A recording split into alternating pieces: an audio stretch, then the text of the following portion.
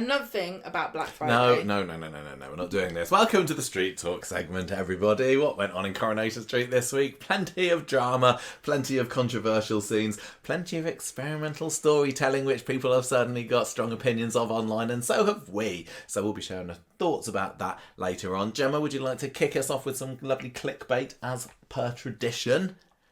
Yes. This week you're trusting me on some. Jonathan. Thank you, Jonathan, very much for sending this. From the Daily Mail, Coronation Street fans jeer in "What in the world are we supposed to believe this?"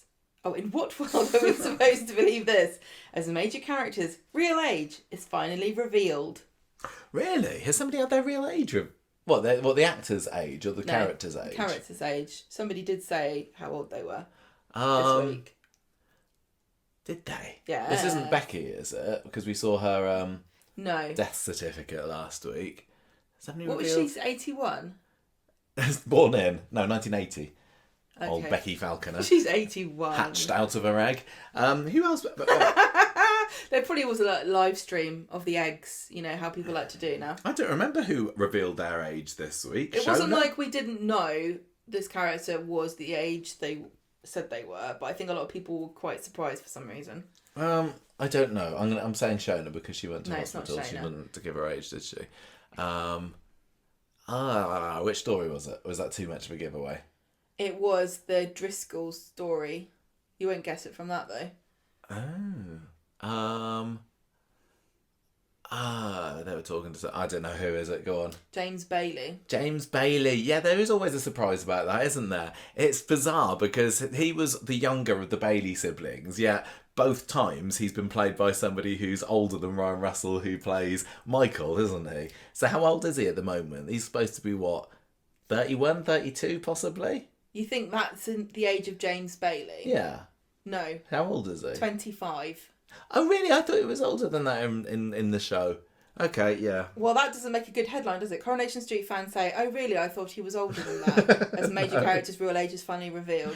Okay, well, there we go. The actor, apparently, I haven't actually fact-checked this, but it came from somebody on Twitter via the Daily Mail, so I don't know why I'd bothered to check, because it's all correct.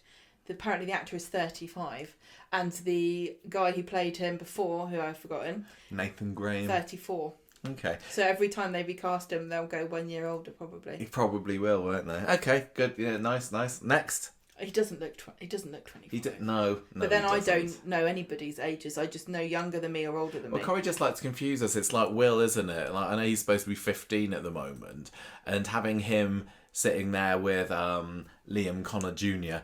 earlier this week, or was it last week when they had that beer escapade, wasn't it? And Liam's supposed to be a little bit older than Will, but Will clearly looked a lot older than Liam. I don't think he does. I think he does. Well, he was born in 1980 as well as Becky Falconer. Who was? The actor. What, the plays Will? No, of course he wasn't. What are you talking about? That makes it born 75. I know. That's the joke. Sorry, I tell you, my migraine is still lingering. Everything I say that's stupid this week, it's still the after effects of my migraine yesterday, okay? Well, the YouTube people don't know this. Well, I'm telling you, YouTube people had a migraine yesterday. If you want to know more, get the podcast. Yes. It's available everywhere. ITV Coronation Street, Kevin's shock new romance exposed after Abby split from the Liverpool Echo. A shock new romance for Kevin. People were still saying about Glenda, I saw online. Is it Glenda? Yes, it's Glenda. Yeah, because they had that conversation together that one time recently. A man and a woman spoke. I don't think that the age difference is really likely to develop into anything happening there. The age it always makes a difference. Doesn't make any difference. But I cannot imagine Glenda putting up with Kevin's crap for 5 minutes. No. Such a moody, miserable man. I know you can say a lot for chalk and cheese, but seriously, I do not see them on each other's arms. Glenda's just a good listening ear, as every good barmaid should be. The only thing you can say that's nice about Kevin is that he hasn't been affected at all by his wife leaving him and having cancer, because he's still a miserable bastard, and he always has been. I think he's been even worse this year. No, I don't agree. Poor old Kevin. It's not real. Coronation Street fans work out Carla Connor and Lisa Swain's future amid Becky drama. I think this is very obvious. Just don't try to overthink it. Carla and Becky are going to hook up. No, you've overthought it. Carla is going to kill Becky. Carla and Lisa, what's their future? They're going to get married. They're going to have a split up. Yes. They're going to have a split up, but then they're going to get back together again, yes. probably. Yeah. Yeah. You tried to be too imaginative there. Yeah, sorry. Right. That'll teach me. Coronation Street fans rumble Maggie Driscoll's secret in Barlow Link after unexplained move from the Manchester Evening News. Right, okay. I don't know how much we can talk about... Did I say that was the Manchester Evening News before? I don't know how much we can talk about this one because there has been some juicy rumour/leaks online about Maggie Driscoll, hasn't there? So I think maybe we might have to give that one a miss. But we did have one of our lovely listeners write in this week about the Maggie sideboard drama, which we've touched on the podcast before. But yeah, when she goes round to get the punch bowl on a second odd episode, she sees something quite that gives her cause for thought, doesn't she? In Ken's bureau, and we're all kind of wondering what exactly it is. You know, is it seemingly a photograph of somebody? I would assume, but it might. Everyone's not be. assuming it's a photo, and I can't see what else it would be that would an engraved, make you so instantly an engraved cup. I don't know, but also maybe it's a dog collar, Eccles dog collar. And she's like, oh, that reminds me, I had a dog that died. This person also wrote in and said when she comes into the room, she's seeming to be having a look at that little table that's just to the left of the kitchen door. And she was, but I don't know whether she noticed anything particularly disturbing or unusual there. But she might have done. Just been I'm nosy. not sure. I would be nosy. But I'm very curious as to what this is. Do you want to have any guess about something that might not be a spoiler about what? Secret link, secret baby, secret mother, secret fling, something along those lines. Secret prison mate. Oh, Tracy. I have seen that actually, theory, yeah, that Tracy and Thingy were in prison together. But I think the longer that the Driscolls are in the show, the less likely it is that they're going to reveal any link with the character that's currently on it. Because they're always at the pub, those lushes, aren't they, in Coronation Street? There's definitely a big character. A lot of people think that she knows something about, but I don't think that's true. No, I don't think so either. But yeah, we are dying kind of to talk about it because it's really stupid. Yeah, as a spoiler-free podcast, we are dancing around this. I know, but we don't really get to talk about the spoilers that don't end up being true. No, we'll have to try and remember to do that once we do it. But there's lots of talk about what's going on with Maggie. Well, we do know something, and I don't particularly. Do I like where it's going? Not necessarily, but I'm very, very intrigued about what's happening. And I think it's still going to be another couple of weeks until we get to the bottom of this. That's all I'm going to say about that one. But yes, are you still loving Maggie? Yes. I think I've seen some people online saying that her character's a little bit all over the place at the moment, which I think it still is. And I think this is what happens when you have a new character join and you have all these writers on the team and she hasn't necessarily got a this is what Maggie is yet. Go on. I just really want to know how...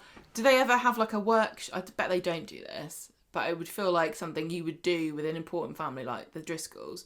Do they have a workshop where they... What would they say about X? Well, no, just where the actor gets to meet the writers and they kind of go like, how would you say this line? Or what do you think of this? Or do they... It feels like they should do that. Yeah, because sometimes... And then this is what this person... I can't remember where I saw this, so I apologise if I'm stealing your idea, but I'm somewhat crediting you. They were saying, sometimes she's like a gangster boss, sometimes she's there as comic relief, sometimes she's there as stern mother, sometimes she's there as just being a bit of a cow to Eva, and that there is... And sometimes she's a caring and thoughtful neighbour like she was to Asher. Sometimes she's there saying her family's everything like she was doing to Will this week, and you can be all of those things. Yeah. So I personally haven't noticed quite so much of a disparity in characterization from episode to episode, but she's not so obviously, when Evelyn came in, it was clear that she was in she's a battle axe, she says battle axey things, and I don't think we've quite got there in the same way with Maggie yet, but I am definitely still enjoying her. What were you going to say? I don't remember, but I had a dream about Ben Driscoll yesterday. Did you? And he was giving me a advice. Naughty dream. No, he was giving me advice about stuff, and he was actually being very sensible. Oh, okay. I don't know if it was. Is it Aaron McCusker? Yeah. Yeah, I don't know if it was him or if it was Ben. I think it was the actor, and he was just like there going, you know what, you really should down blah blah blah blah. And I was like, yeah, you know, you're right actually. I think I'm still surprised myself, and I guess in a pleasant way, that Ben is the Driscoll that is I'm enjoying the most, and I like Maggie. But Ben, there's a way of expectation with Maggie. There is, and he's like, oh, she's going to be the next Ivy Tilsley / Blanche / Evelyn, but I'm still loving her. But Ben, I didn't have, I didn't have any preconceptions about particularly. And I was like, oh, I might not like him. And I don't often like the alpha male type characters, but I'm finding him fascinating. And I'm loving how kind of hard he's being, and when he's being the stern dad to Will. And I think that his performances are absolutely outstanding. Surprise win there for Ben. But Eva, on the other hand, still feels like she's a bit sidelined. She seems like the Driscoll that's doing the least. And again, I get it. If it's like, this is a character that we already know, she doesn't need to. But I'm feeling it's the other Driscolls plus Eva show at the moment. Is anyone else getting that? Are you getting that vibe? Yeah. I mean, one of the things is, what's happened to Leanne and Toya ever since that first episode? First episode in, the Battersby 3, brilliant. That's what we wanted it to be when we heard that Eva was coming back. But aside from that, we had like one episode maybe when Leanne's been back since. Toya's not been hide nor hair in the Rovers since then. And it's mind-boggling to me that they're not leaning into that, and they've decided instead that the focal story of the Driscolls in their debut storyline should be Will's being groomed. And I think, I've got nothing against the actor who's playing Will, but out of all of the Driscolls, aside from maybe Ollie, Will's the one that I'm kind of least interested in seeing a story for. Yeah. I do remember somebody saying on our Facebook, because I was very rude last week about how boring I found Where's Will. Where's Willie? And somebody said, well, you say you don't care about his character, so what's the point? But that this kind of story is how you make somebody care about a character. I don't agree with that, because think about how many times a character's come in and you've just gone, I love them. This character's great. But I know not everyone can be like that, though. Not everyone can instantly... Not just... It's not to do with the actor. It's to do with the sort of character they're going to be. And I think that Will is going to be a vehicle for stories more than he's going to be a person. And the fact is that they've launched straight into an issues story, haven't they? That's no slight on the character or the actor. I'm just saying that a lot of the characters on Coronation Street are just vehicles for stories, especially the new ones. The new ones will seem to me like regulars that come in with a big story that they're going to tell, and their personality is constructed entirely around the story. Whereas the characters that have been in it for a long time really should have their own personalities. Not that always is the case. I know what you mean. I'm not let down or disappointed by the Driscolls. I'm still enjoying them, and I'm still loving that the Rovers is being a central focus of the show. I think when we asked for that and when we were expecting that, I was hoping that it would be not about a grooming storyline. Yeah. And that it would be about just general day-to-day pub stuff. But I still do love that they've had more Rovers scenes in the past 3 weeks than they'd had, all year. And that's a bit of an over-exaggeration, but it feels a little bit like it sometimes. But it's frustrating because it's Megan. It's like Kate Brooks heard us going, oh, we love female villains. We love femme fatales. We want somebody, to come in to be a woman who's like a proper nasty, evil, wrong'un. Like, we don't get that very much on Corrie. Please, can you make us one? And Kate Brooks went, yeah, let's make her proper vile. And we were like, yeah, make her really horrible. Make her like a proper nasty one. And she went, yeah. What about paedophile? And we went, no, what the hell do you mean? Why do you have to do it that way? Yeah, we've got Becky on the female villain stakes as well, truly, at the moment, haven't we? I think that is the worst, like, murderers and serial killers and fraudsters and just plain old bitches, arsonists, love them. Poisoners. Yeah. Had one of those recently. But you can't get behind a Meghan, can you? No. There's nothing fun about that, is there? No. Not one tiny little bit. No, whereas, yeah, you're right, with the Pat Phelans of this world, we can go, bump off another one, Pat. Yeah, get them. No, you can't do that. You can't. You just go, this is horrible. This is nothing to say about. There's no discussion points, is there? Well, can you imagine what's our discussion points going to be about Meghan? So how old? No, you can't. You can't even go anywhere with it. It's like, no, there's no room for anything. This is just grim. Yeah. And vile. And with Will, like I said last week, he still at the moment is like, he could be any random Corrie teenager. He could have picked this story. They could have done this storyline with anybody who's under the age of 16. Yeah. And Corrie, since Ian McLeod's joined, has had just a few too many stories focusing around those late teenage characters, and here comes another one. At least they're all age appropriate, and I don't think many of them could be done with obviously you couldn't do this storyline with anybody, although you're doing it with Tim, but at least they're actually relevant to the ages of the characters. Then the counterpoint to that is that a lot of people don't care about teen problems because they're not teens. No, but you got to get that teen audience in, haven't you, Gemma? This is tempting them away from their TikToks and their Roblox and and their mine shafts. Yeah, that's the one. Right. I did have one more, but I don't think you're going to really get far with it, so I'll just tell you. Go on then. Coronation Street Theo's crossover twist unveiled in Emmerdale Bombshell. No, you've got no idea. This is one. from OK. And it's apparently there's a character called Kev in Emmerdale, which is copying. Kev, total copying. We came up with that first. He has an elastic band on his wrist that he uses to calm himself down, and they wonder if they've met in conversion therapy. Could do. Now, I really do think that we're constructing vast networks of connections between these two shows that will never materialise, because I don't think there's going to be very many scenes actually crossing over. I still don't know where they're going with I really don't know. I read this week a theory that woman with the farm. Oh, the woman. In the hat. You know, the one that you like. The posh Moira? one. Is that her name in Emmerdale? The one with the shotgun. They've all got shotguns. They said that she was going to be related to one of the Driscolls, I think. This is all total theory. I don't know.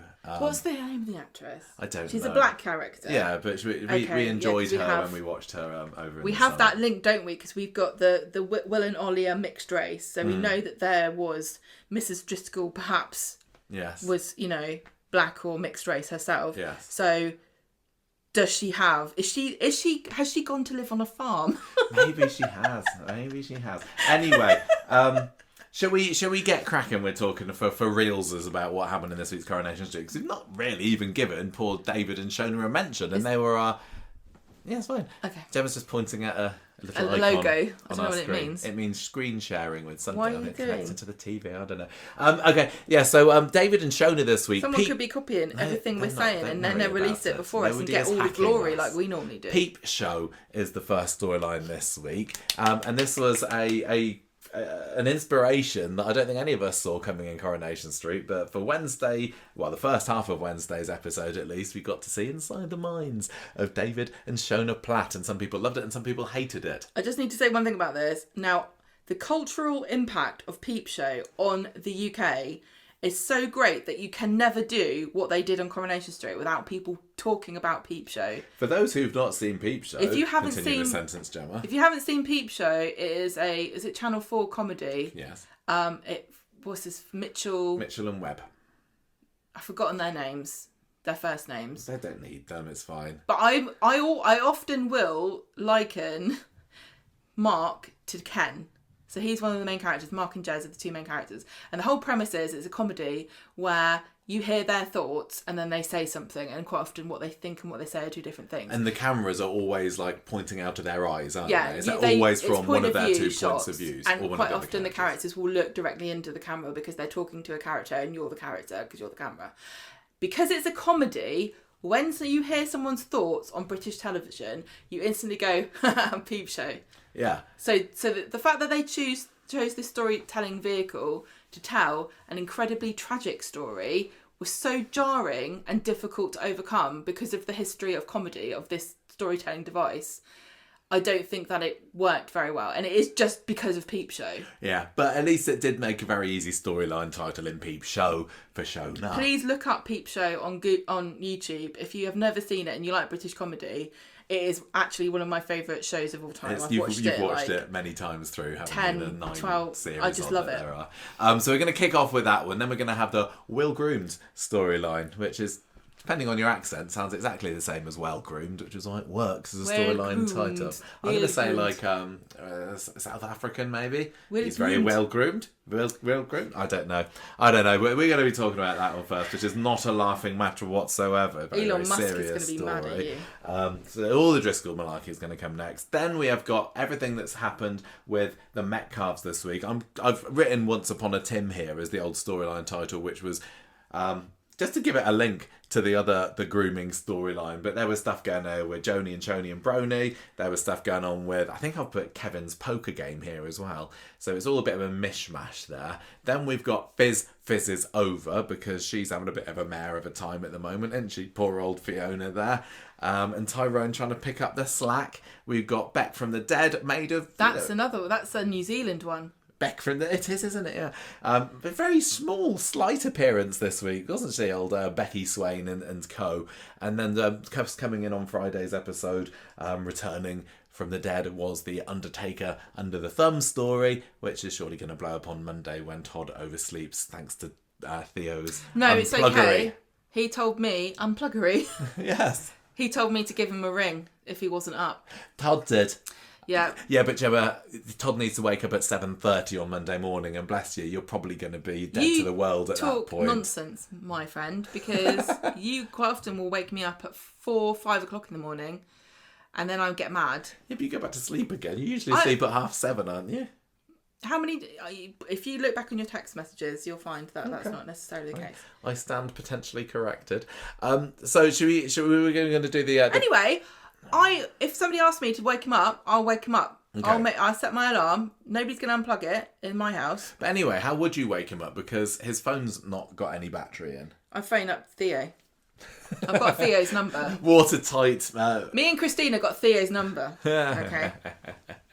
Okay, right. Peep Show first. So this is very tragic story. He needs a knocker-upper. Yeah, I was just thinking about knocker-uppers, yeah. Speaking of which, Shona's in the club at the moment. David's the knocker-upper for this storyline.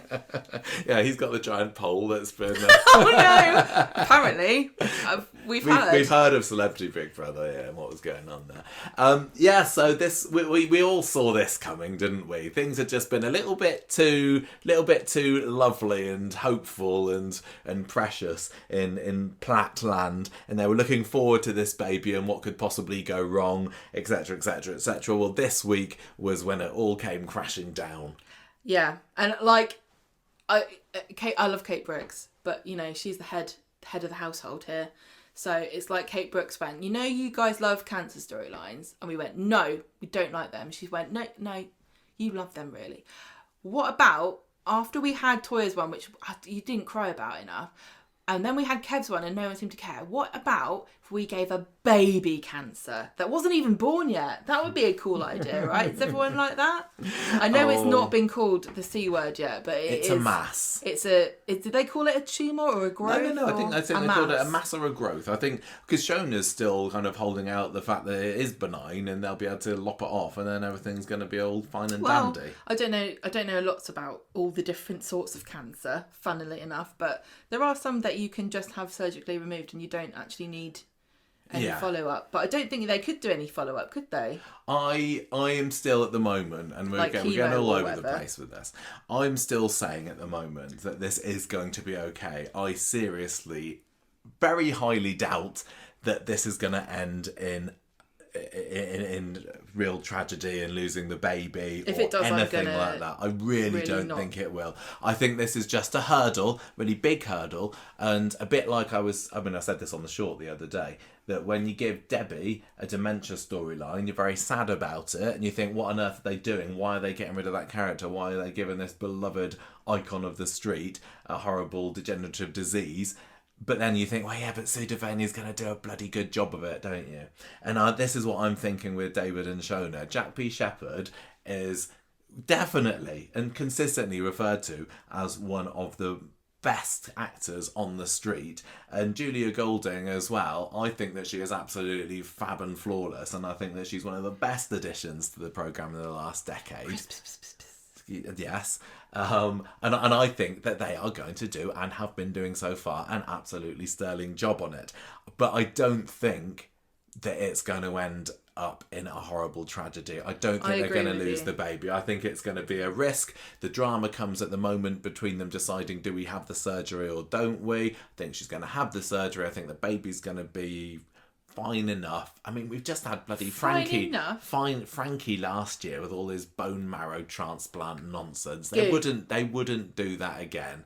So I think, in the same way that I am pretty certain that Carla and Lisa will get through all the obstacles that come in their way, I think that David and Shona are going to be okay. So I'm not really feeling too sad about this at the moment. I'm just enjoying the performances. I say, if you really cared about your character as a Coronation Street actor, you would not be very good at acting.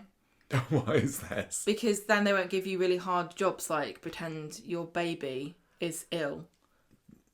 No, that's not how it works. It is how it works. But they love it. No, they wouldn't give this to a poor actor, so therefore anyone who's really good at acting doesn't care about their character. I would say that Julia Golding has been seriously underused in the past few years, and she's been now racking up the appearance counts just by bless you again. Is that Pepper? It is.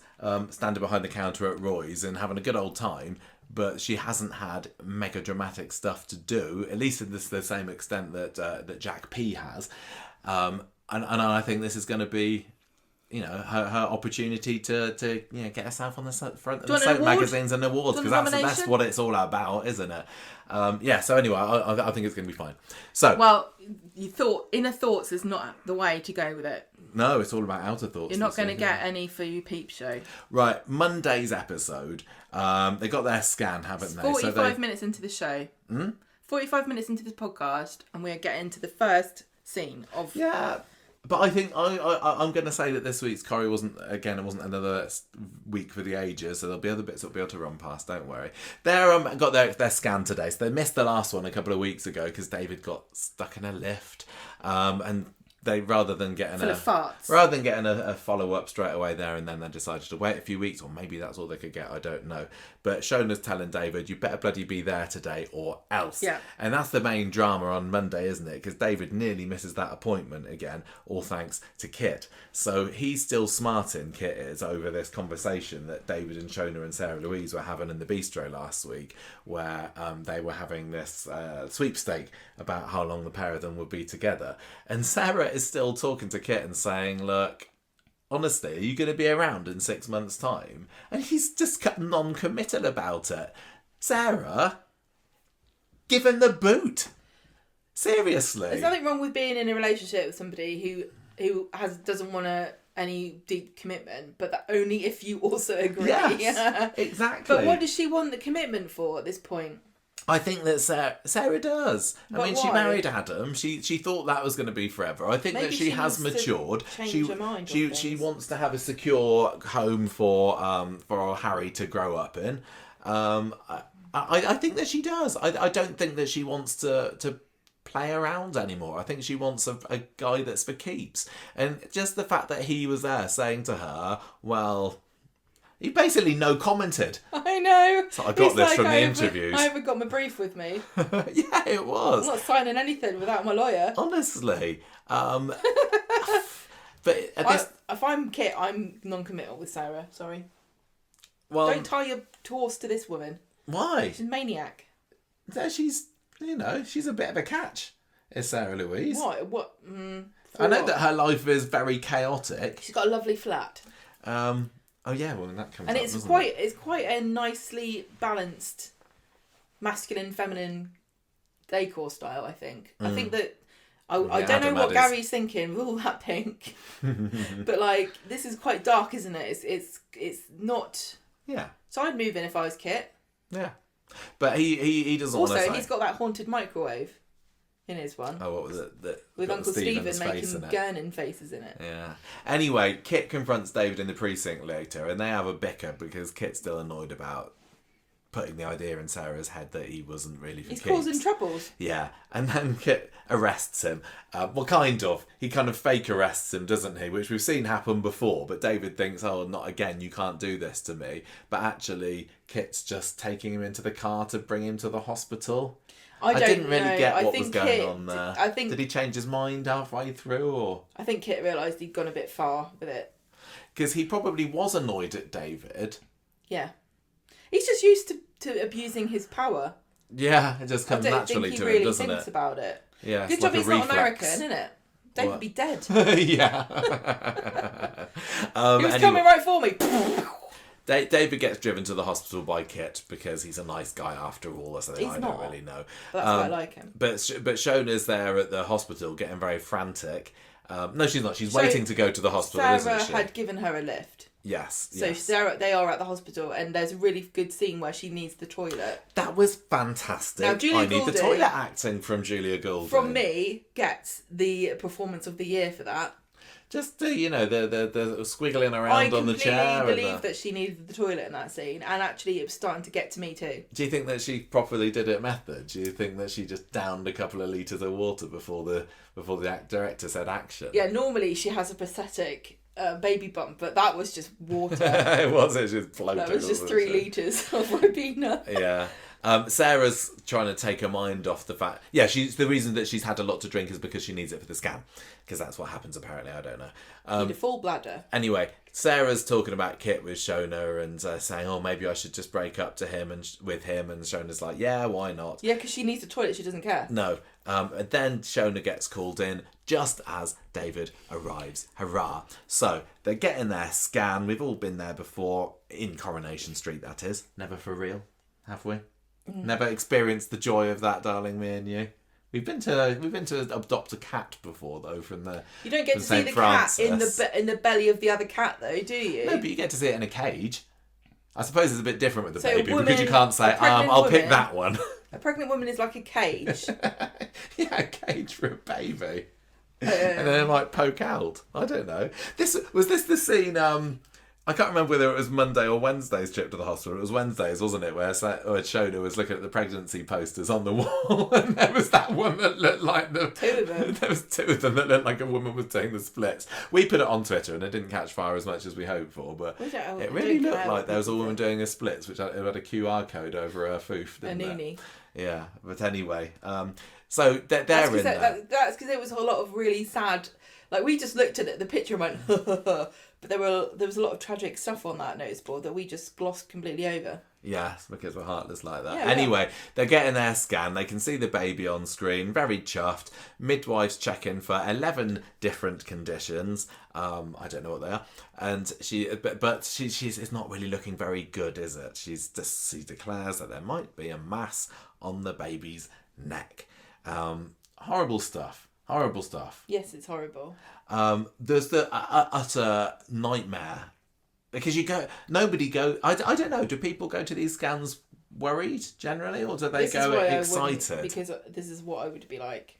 You'd be what? You'd be going there thinking... The whole way through, I'd be like, this is going to turn out bad. Yeah. I suppose it's a bit like... very pessimistic getting your blood tests back, isn't it? No, it's supposed to be like a joyous life moment, affirming, like one of the greatest moments of your life, just to see the heartbeat, and then that's how it starts off. But this is like the most special thing possible, and then you get given the worst news you can imagine. Yeah, absolutely horrible stuff.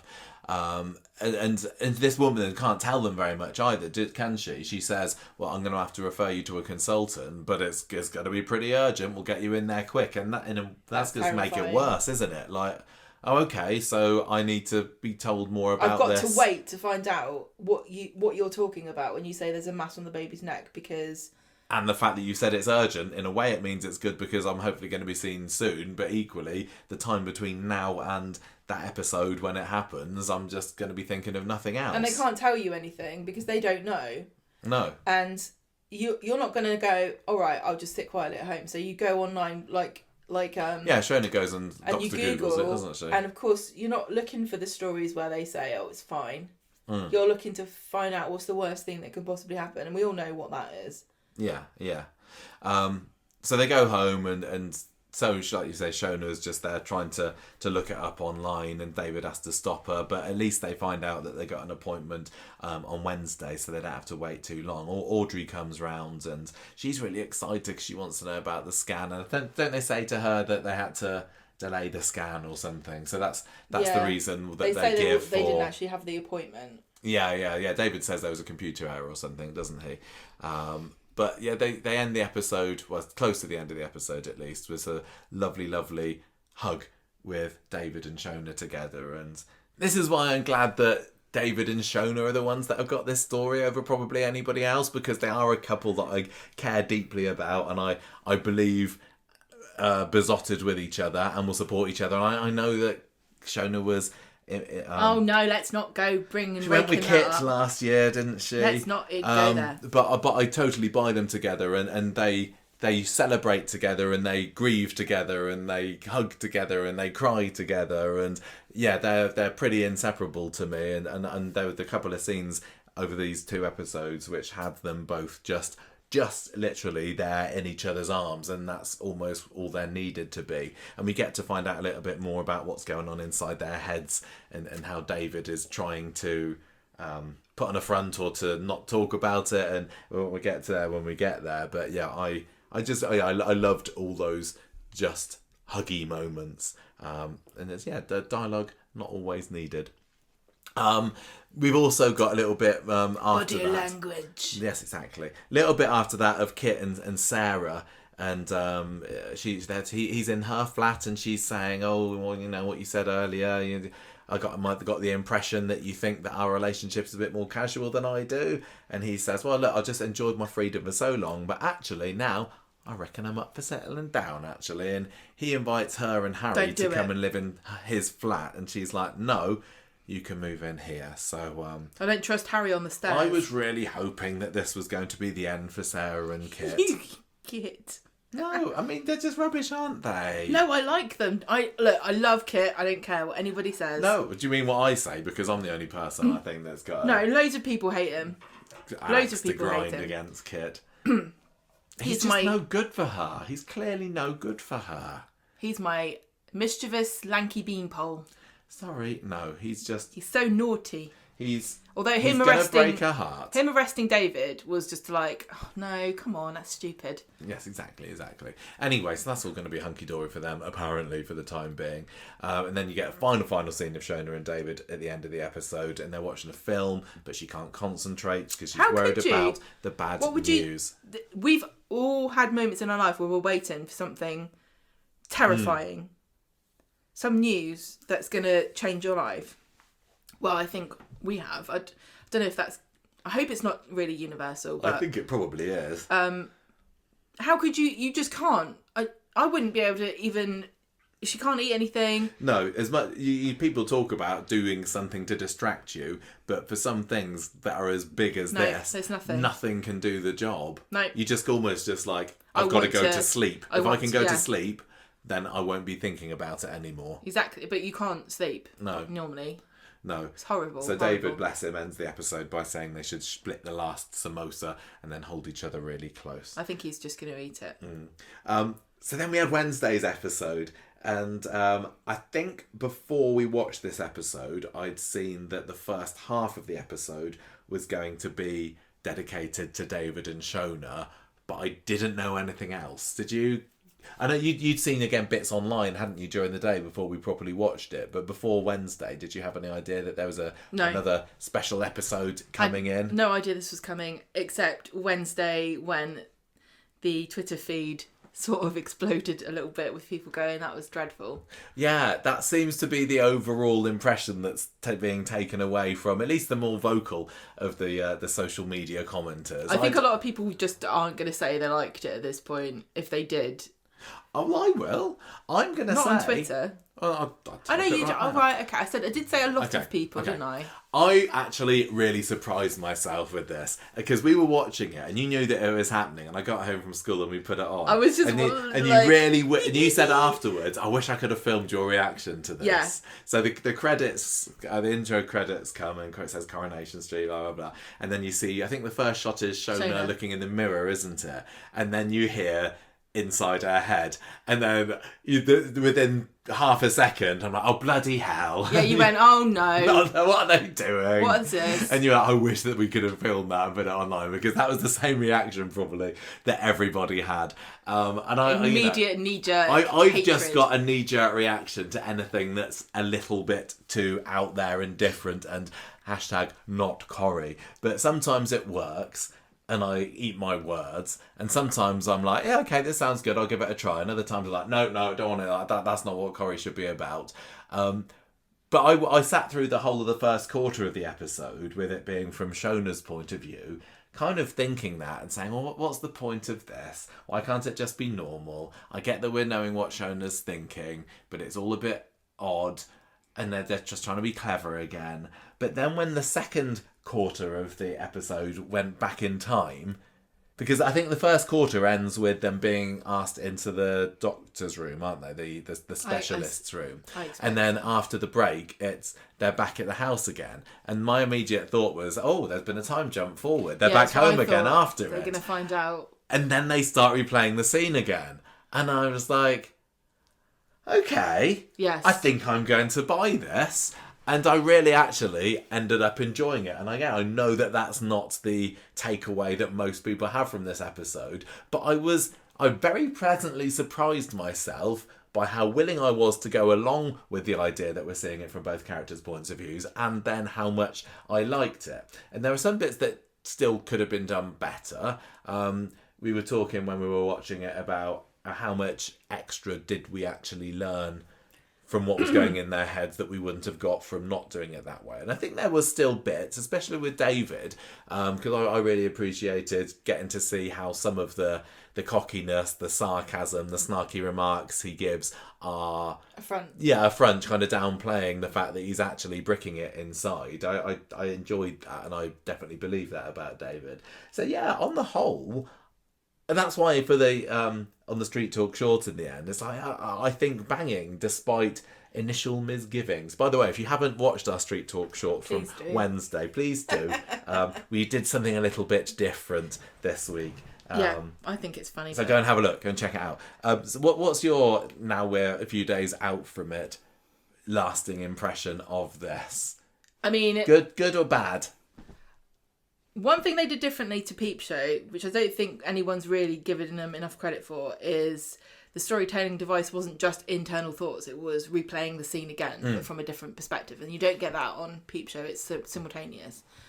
You hear everyone's thoughts, or the two main characters. So the time reverse was an interesting addition to that narrative device, but because it reframes some of what we've seen slightly differently, not massively, but partly. My criticism is, number one, Shona's not an internal monologue person. Everything she thinks you hear anyway. And the other thing, like you kind of touched on a little bit, I don't think that we learned anything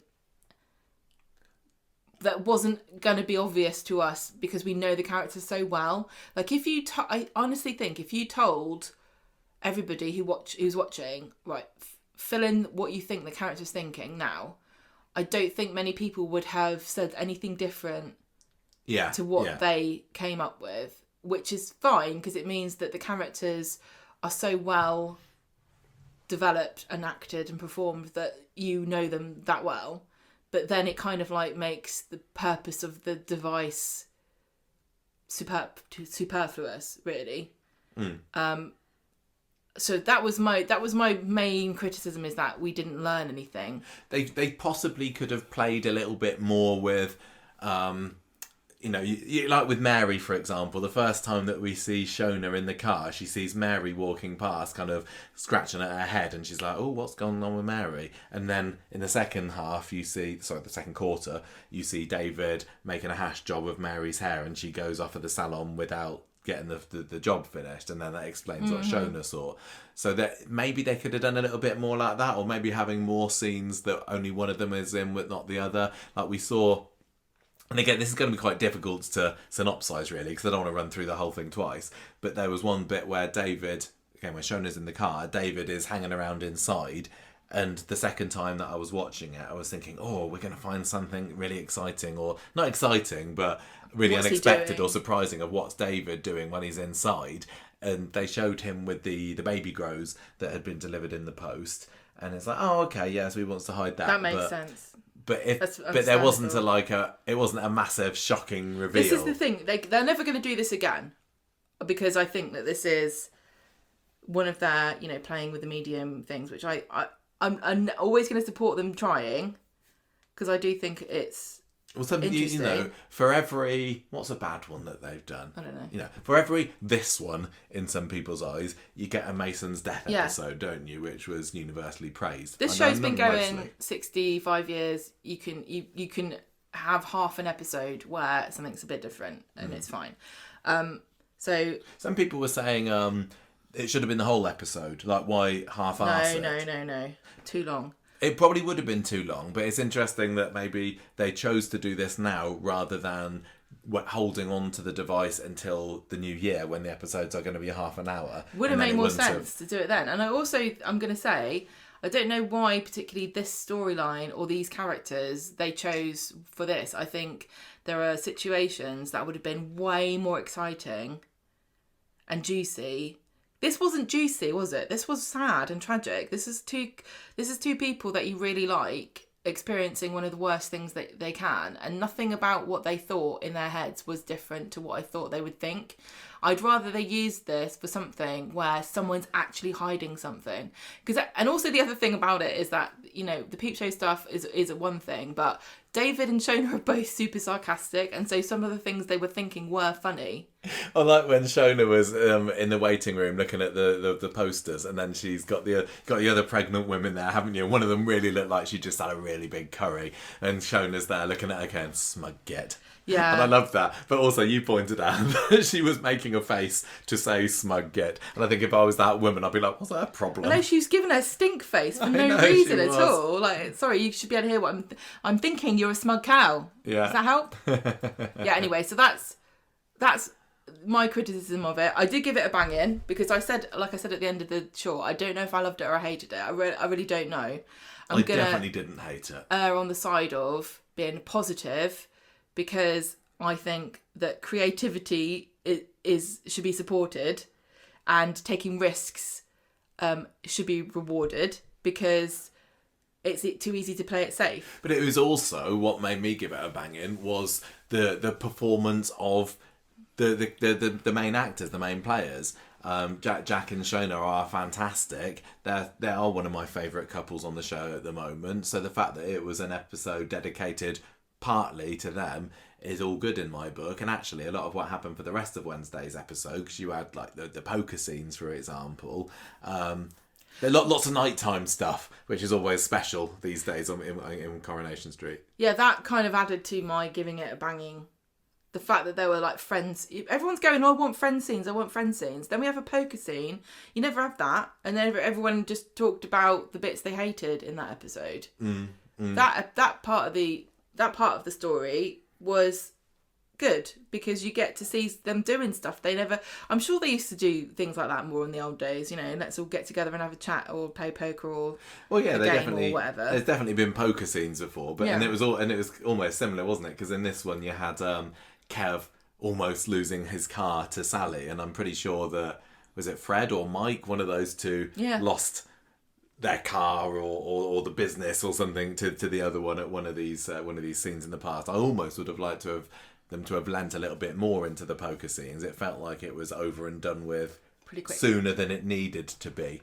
But anyway, we digress. I mean, basically, I think we should probably just run through this chronologically, really, rather than going back in time again, because there's only a few little divergences for both of the characters. But you got the pair of them in the kitchen, and David's saying that he's asking questions to fill time, isn't he? And I might sometimes do this. I just gave you a You just gave me a Shona's dingo there. He's saying, oh, what, 3 o'clock is it? And that's the sort of thing where I'd say to you, and you're like, yes, you know it's 3 o'clock, why are you asking me this? That was so funny, because it is what you do. When you get nervous or something, you make small talk with me, and I hate it. Yeah.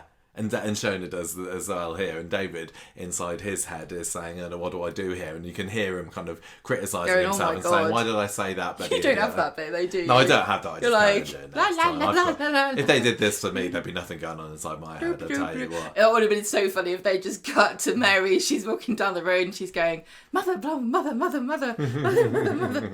And then they cut to Kirk and he's just like birds tweeting or something. It's just echoing, yeah. A hamster on a wheel. But it's like you get in The Simpsons when you zoom in on Homer's head, don't you? And it's what's going on in there. Anyway, so she wants to tell him everything's all right, but it isn't. And she wants him to tell her that, but he doesn't. And then when you see that scene again later on, he's saying, I suppose I should tell her, but I can't. And then he loses the opportunity. And it's something that a lot of us will have experienced in the past, knowing that we need to say something and then the moment goes.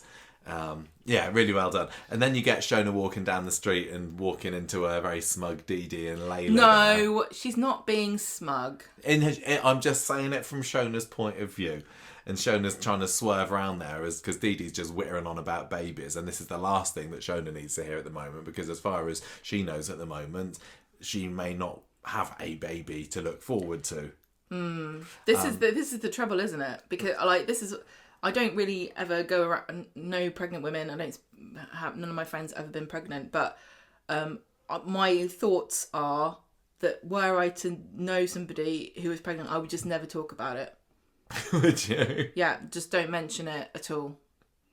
Because it could be tragic and sad. Though. This is exactly it. This is exactly it. There are so many things that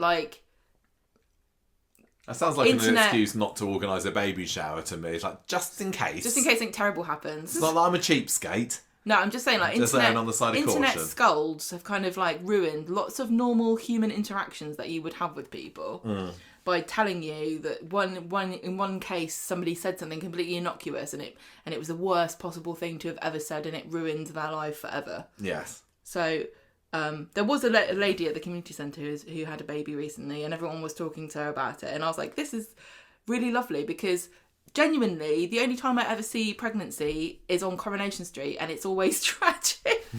I was like, wow, everyone's really happy about this baby, don't they know? You get to see Shona in the cafe. It was funny because the other thing that we've not touched on yet is the film stock, or whatever. I don't know the phrase or the camera or the definition or whatever it is. The frame rate, I don't know. Because it was a storytelling device, a way of showing, okay, we're inside a character's head now, wasn't it? But as soon as you get that, you get this very jarring, warts and all zoom up of somebody's face that they're looking at, a very, very ultra HD kind of thing. And then other times it's just normal. And that was a little bit jarring. Like that, I didn't really like that they did that. Was necessary.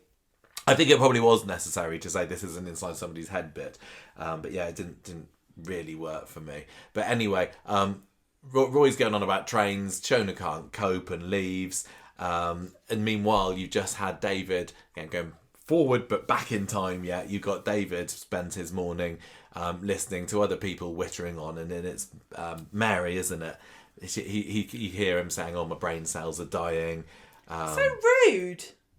Well, I don't think he was getting cross with them because they were just making Audrey and Sally as well, conversation. But he had no right to be mad at them because he didn't tell anybody. If he had told them, he's just saying, "I'm thinking about serious things," and you're thinking that what you're talking about, your old biddies, is important. But actually, what's important here is life and death. I know. I think a lot of us have had moments like that, but I think we're all self-aware enough to realise that the things that are going on in our lives are not everyone else's problem. And poor Audrey, I felt so bad for her as well, because she know. can see on Monday's episode and today that there's something not quite right with They won't David. tell. And she understands him and she knows what he's like, Yeah. and she can spot that there's something going on here. And she tries to sit him down and talk about it, and he's like, I'd rather choke on my own vomit. Actually, that was rude. What he think? Yeah, but he thinks it, so it's fine. It's okay. And he also bumps into Kirk at one point, inviting him to the poker night. And David says, "No, sorry, I can't go. I've got my family stuff." I was going to choke on my own vomit, but I already did that with my gran. So then they have the two stories kind of combining, which is Shona. Oh no, because Shona goes and has a little chat with Roy in Seb's garden, doesn't she, for a little bit? Yes. But yeah, eventually she gets talking to David, and he's trying to, again, not talk about things by making jokes about dogs. I think he was talking about. And she's saying, why is he trying to act all smart and clever at a time like this? Doesn't he realise how serious this is? And David's saying, I just don't know what to say. This is my defence mechanism. When I don't want to talk about my feelings, I make sarky jokes. And yeah, like you said, that was very much... Although you would expect that the characters are probably thinking that, it was nice that they acknowledged it. I do think that they would have said this to each other. If they weren't having their thoughts, I don't know why they wouldn't have had this discussion. Why these two characters do not hold their thoughts in their heads for long. And they're always really honest with each other. Yeah. That's why this didn't super work for me. Okay, I get it.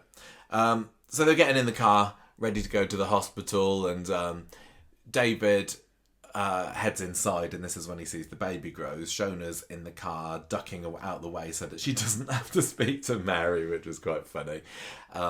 And then they just get into a horrible argument, which is very much the sort of thing that can happen between couples when you're going through massive drama like this. Any little thing can... I know what you mean.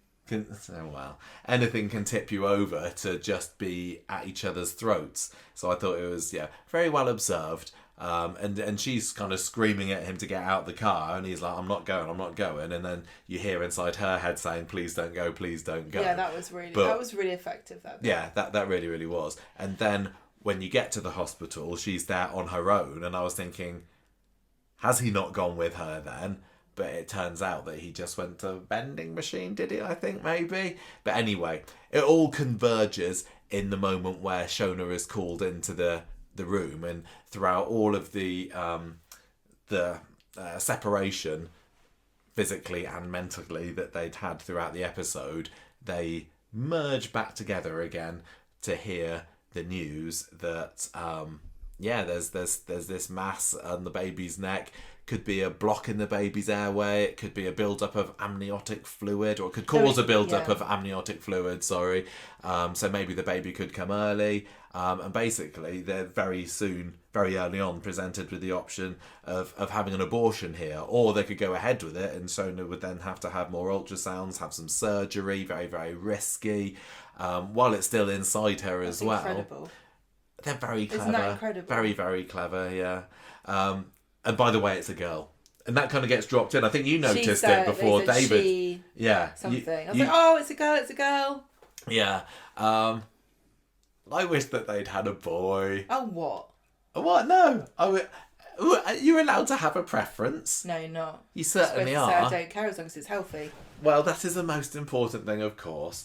But I would really like David to raise a little mini David, and I know we kind of got there with Max. I think it's Max. Honestly, I know what you're saying. I want him to have his own. I do get what you're saying. I think there's a bit of gender bias here. I think there is, yeah. No.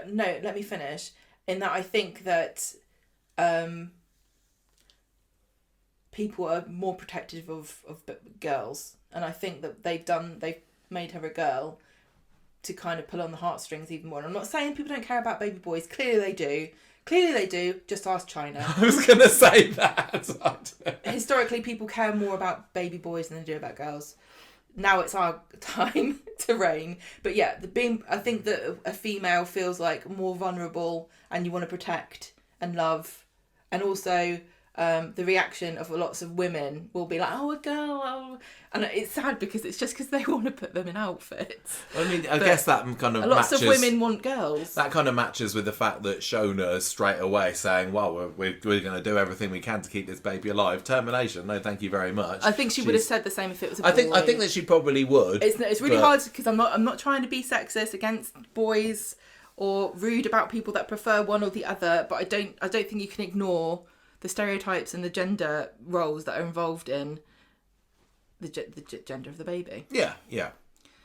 So anyway, David is very surprised how chill Shona is being about this, because we spent the first half of the episode hearing inside David's thoughts and just about how he's like that duck paddling under the water madly, and he's saying, well, look, we've been presented with this awful news, this magnificent choice to make, not magnificent, magnitude of great magnitude.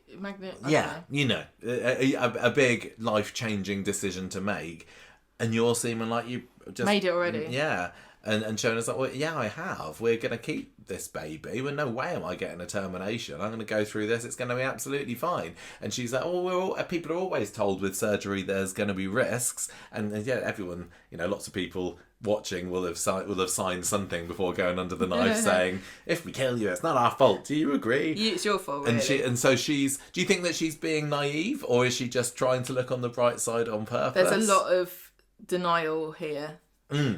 She just literally only heard, here's how we're going to fix it. She didn't hear anything else. I kind of want to hear inside her head now. Now, exactly. This is where it would have been interesting, because David's like, well, clearly...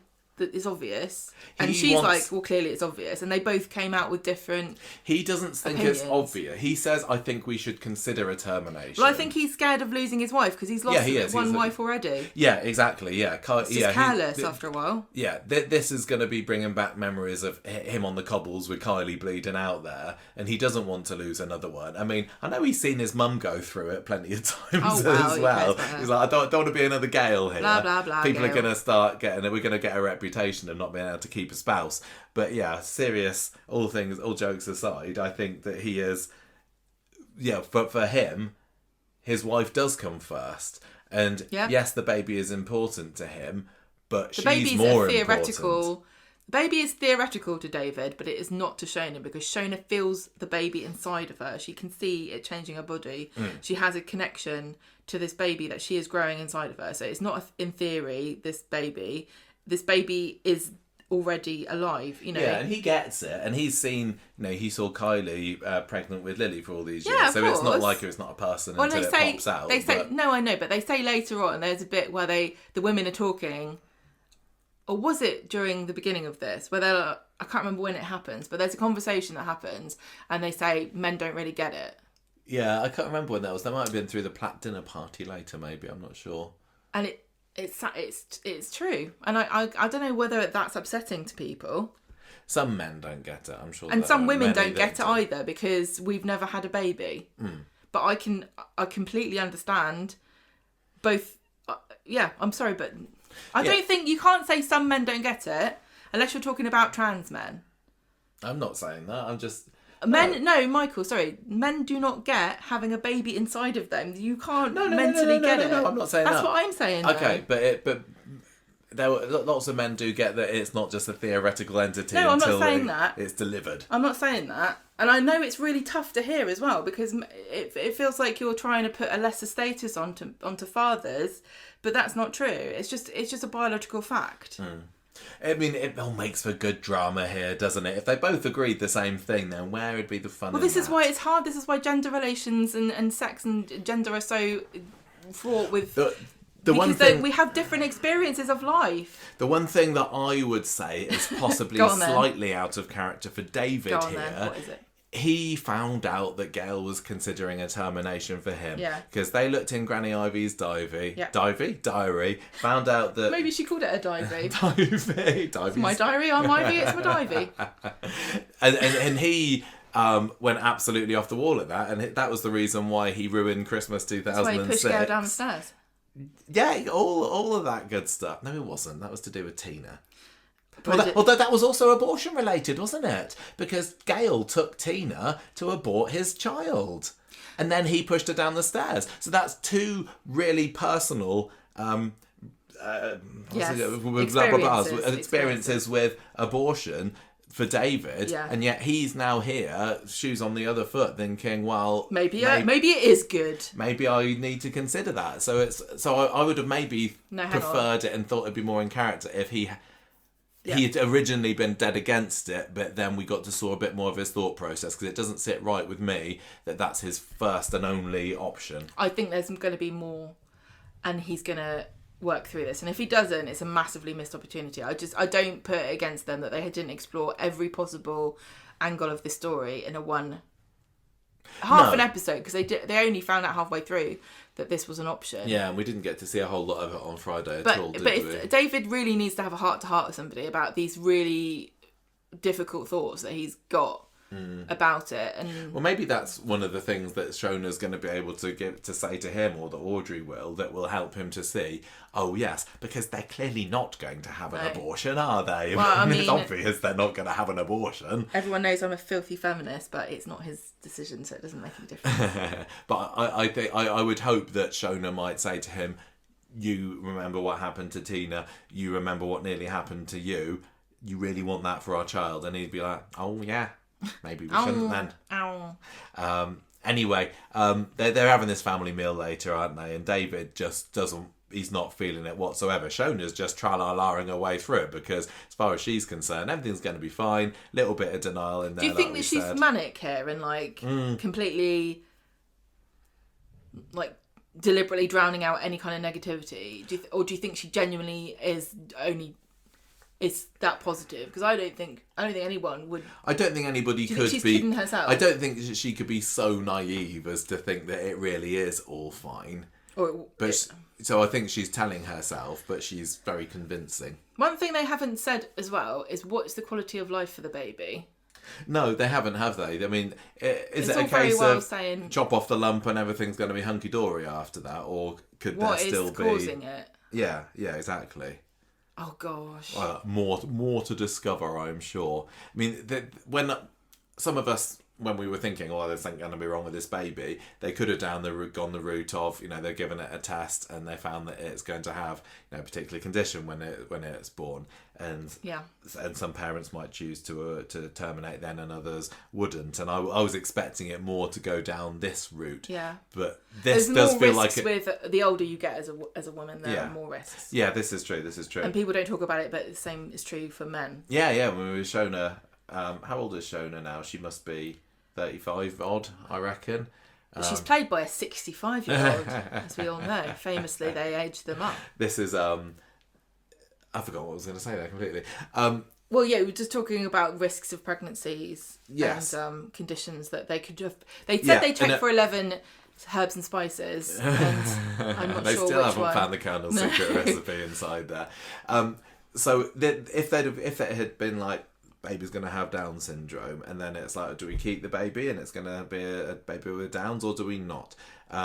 Whichever decision that the characters make, it's going to have massive long-term consequences for them. Either they make the decision and then possibly regret it forever, or they either decision they Down's child. No, And then with this one though, it's like, it could well be, it's almost like a bit of an easy one, because it's like, well, if they decide to go through with it and then it'll work, it could well just be absolutely fine. Never mentioned again. And maybe that is for the best, because I don't want them to have a miserable child, sickly baby, because we've got enough of that with Frankie Bolton, thank you very much. I know, we just had that. Baby stories on Coronation Street are dull as dishwater at the best of times. Look, tragic baby stories, no thanks. A real thing that happens to real people. Oh, I know it is. And it's sad, and don't want anyone to think we're being flippant. No, as always. This is about a story. We're literally talking about the logistics of producing a story about a child, a baby. Like, first of all, to find a baby that you could use for a story about anything like this is going to be really, really. I just don't know if it is even possible. That's the first thing. I don't know whether they could even do it. So that to me makes, rule that out. Well, I mean, they've done a good job with Ryan's prosthetics, haven't they? I wonder if acid scarring. Now, what was it? I was watching something. What did I watch? I watched a Korean show. Did I? Am I making this up? And they had a baby, and it was a movie. It must have been a horror movie, and the baby was a completely CG baby. They had a baby in it, and it was just completely... No, that was Squid Game. Was it Squid Game? Squid Game series 2. I knew it was Korean, didn't I? You did. Thank you very much. CG Baby Squid Game season 2. Okay, so they just had a CG... eventually they could do almost anything with that. How would people react? I think they'd hate it. Yup. But, just the practical factors of having a baby with some kind of physical disability, I think, to rule it out, I don't think it's going to happen. That's what I'm saying. Oh, okay. I thought there was going to be more with that. No, what else do you say to say? No, it's a really delicate thing to talk about. It doesn't mean that it's not an important story for a soap. And I do think that they would, once they have the technology, I do think that there's, they might try to tackle it, but I just... Well, let's just wait for people to write into us and say, well, in Emmerdale they've done this, and in EastEnders in Emmerdale they had a robot baby. Yeah, exactly. And it was programmed wrong. Anyway, there was a bit where David's trying to... You pointed this out to me because I was tapping away on my notes, weren't they? When he's there at the fridge getting the cheese, and he's trying to get Shona to come over because he just desperately needs to talk to her about this, and she's purposely not taking the hint. Yeah, Shona's just revelling in everybody heaping joy on her for this baby, and David can't join in because his terror and confusion and uncertainty about what they're actually going to do about this, and his fear about losing Shona as well as the baby. And she's just there going, yeah, baby girl, everyone celebrate, and he's like, come over a minute. Yeah, and won't. She won't engage with him at all. No. She wants to live in denial, and she knows that as soon as she talks to him, he's going to shatter her whole... Yeah. And she ends the episode by telling him that she does the old "this is my body, my decision." Oh, the old woman that women like to pull out when they want to win an argument, that kind of one. Yeah, that one. But yeah, it's obviously a really, really tough decision, and this is real life, and there'll be 100% some people. Life. No, but people will have been watching this and been very much affected and triggered by this. We got something on our feedback section later in the podcast from somebody who's experienced something similar to this. Yeah. And as always, and it's usually Gemma that does the disclaimers, but I will also like to do one here that, we are talking about the show, we're talking about the drama. I said it a minute ago. You don't often listen to what I say. Say it again. But I've really, really got involved and hooked in this. This has got its hooks into me, and it's just a bit sad that we didn't get to see a whole lot of it from Friday's episode. Is the sort of I'm just going to say though, this is the sort of story where I have to emotionally detach myself completely from trying to even engage on it in an emotional level, because the more you think about it, the more desperately sad and it makes you want to cry. I can't do it. Well, you know what I'm like. I'm not emotionally attached to anything. Really I have no emotions. But I'm just saying, I'm going to have to just be very detached about this and not try to engage in it emotionally. So if I sound flippant, it's basically... defense mechanism. Well, what would be the benefit of listening to a podcast where somebody just is crying about something sad? Because there's always something sad on Coronation Street. I know. We can't cry every episode. And I genuinely think that it's going to be fine. Yeah, that's the thing I keep thinking. I think it's going to be fine. Yeah. Going to be a little Christmas miracle, isn't it? Like Tyrone walking. Well, what do they say? She's not 20 weeks yet. Yeah, so it's still going to be a little while until this... When's the baby going to be born? Pops out. Anyway, Friday we just get a few scenes with of Lauren. I just got to say one thing as well, that there is a bit where they're talking about, the bit where they're talking at the salon, talking about, and Leanne's there, and they're saying about, she's talking about Ollie, and everyone kind of ignores her a little bit, because she's been a bit of a bummer, which I thought was I don't know if it, they meant it to be, everyone's just ignoring Leanne, but it's like she was having her own conversation about her sad, experience. I had a child die 5 years ago. But they're talking about it, and it's Maria and Audrey, and I was going to say Lorraine, Leanne, and then David's doing the hair, and this is when they're saying, you don't understand, you're a man, you don't get it, da da da da da, and they say about the tragedy, and Maria says, you see these people, and they've got their trampolines and their kids, and you think, what makes them so special? And the way they're talking about it is literally like they know that in Coronation Street it is literally a 50-50 chance, if you're pregnant, that you will have a baby that's healthy. because it is. On Coronation Street, the last time we looked into it, we've done the maths, we crunched the numbers. So they know, it's like they know, because in real life it's obviously very, very small percentage of things that, you know, that people experience. You know, in early pregnancy, hugely, there's an awful lot of miscarriages that often the mothers don't even know about. That's true. But once it gets, you know... Well, look, we don't know enough about real life statistics to say anything. I'm not a maternity with authority, expert. But it's a lot rosier in real life. I just thought it was kind of meta that they were like going, oh yeah, the amount of horrible pregnancy storylines we've had on this show. Yeah. I don't know why anyone even tries to have a baby. Actually, most of them don't try. Most of them don't try it. So yeah, exactly. Yeah, so Friday's episode is Lauren giving them Franca's clothes, which is lovely. And I'd partly forgotten that she was almost part of the family, because is it Shona or David? One of them mentions it, like she could have been one of us Platts via Max at some point, but nobody's even given Max a thought since he got carted off to wherever he is in. Is it Scotland he's in prison? I can't remember. Poor kid. Anyway, so that was nice. And the salon scene was David realising that he needs to support and listen to Shona a bit more. But it was nice to see Leanne there because, you know, we're not seeing in the Rovers, are we? No. Toya wasn't there either. She was, no, Toya certainly not there. Toya could have gone, excuse me, Leanne. Nice tragic baby storyline, let me tell you. I've got a better one than that. Yeah. Listen to this. I'm not going to go into it, listeners, but I did have a dream that we were invited to Jane Danson's house last night. And lovely. Yeah. I wish I could... Jane Danson moved into a new house, and for whatever reason, we were there, and we weren't necessarily the most welcome house guests. Which probably would happen in real life if we showed up at Jane Danson's new house. Like, are you going to unpack something, or can you leave? Anyway, Shona ends the episode declaring that she's going to go on a health fix because she's hoping to, I guess, kale smoothie her way through this well, that problem. Doesn't work. Just our Sinead about that. Also, yeah, exactly. This is what Debbie was doing before she went on a tour of vineyards. Oh, yes. She was saying she could only have one drink a week or something. I think she's used her next 3 years' worth in the scenes I've seen her. Yeah. So I don't know what's next for this particularly. It seems like there don't need to be lots of twists and turns, really. It just needs to be a case of they need to come to the decision that they have the operation. She goes and does it. And then it turns out okay. Well, there will be scans. There will probably be a scan where they go, it looks the same. And then there will probably be a scan where they say, actually, it's got worse really quickly. Oh, yes. That's what I think is going to happen. Yes. We have to operate immediately. We need to decide now or never. We need a Christmas Day operation. God, she goes, Bennett, as long as you wear hats, Santa hats. Or a 9th of December operation, possibly, for Shona. Oh. Yeah, lovely. On the day of the wedding, of the baby shower. Baby shower operation. Yes. And the surgeon's like, I didn't... Mark it in your diaries, everyone. Surgeon's, I didn't bring a present.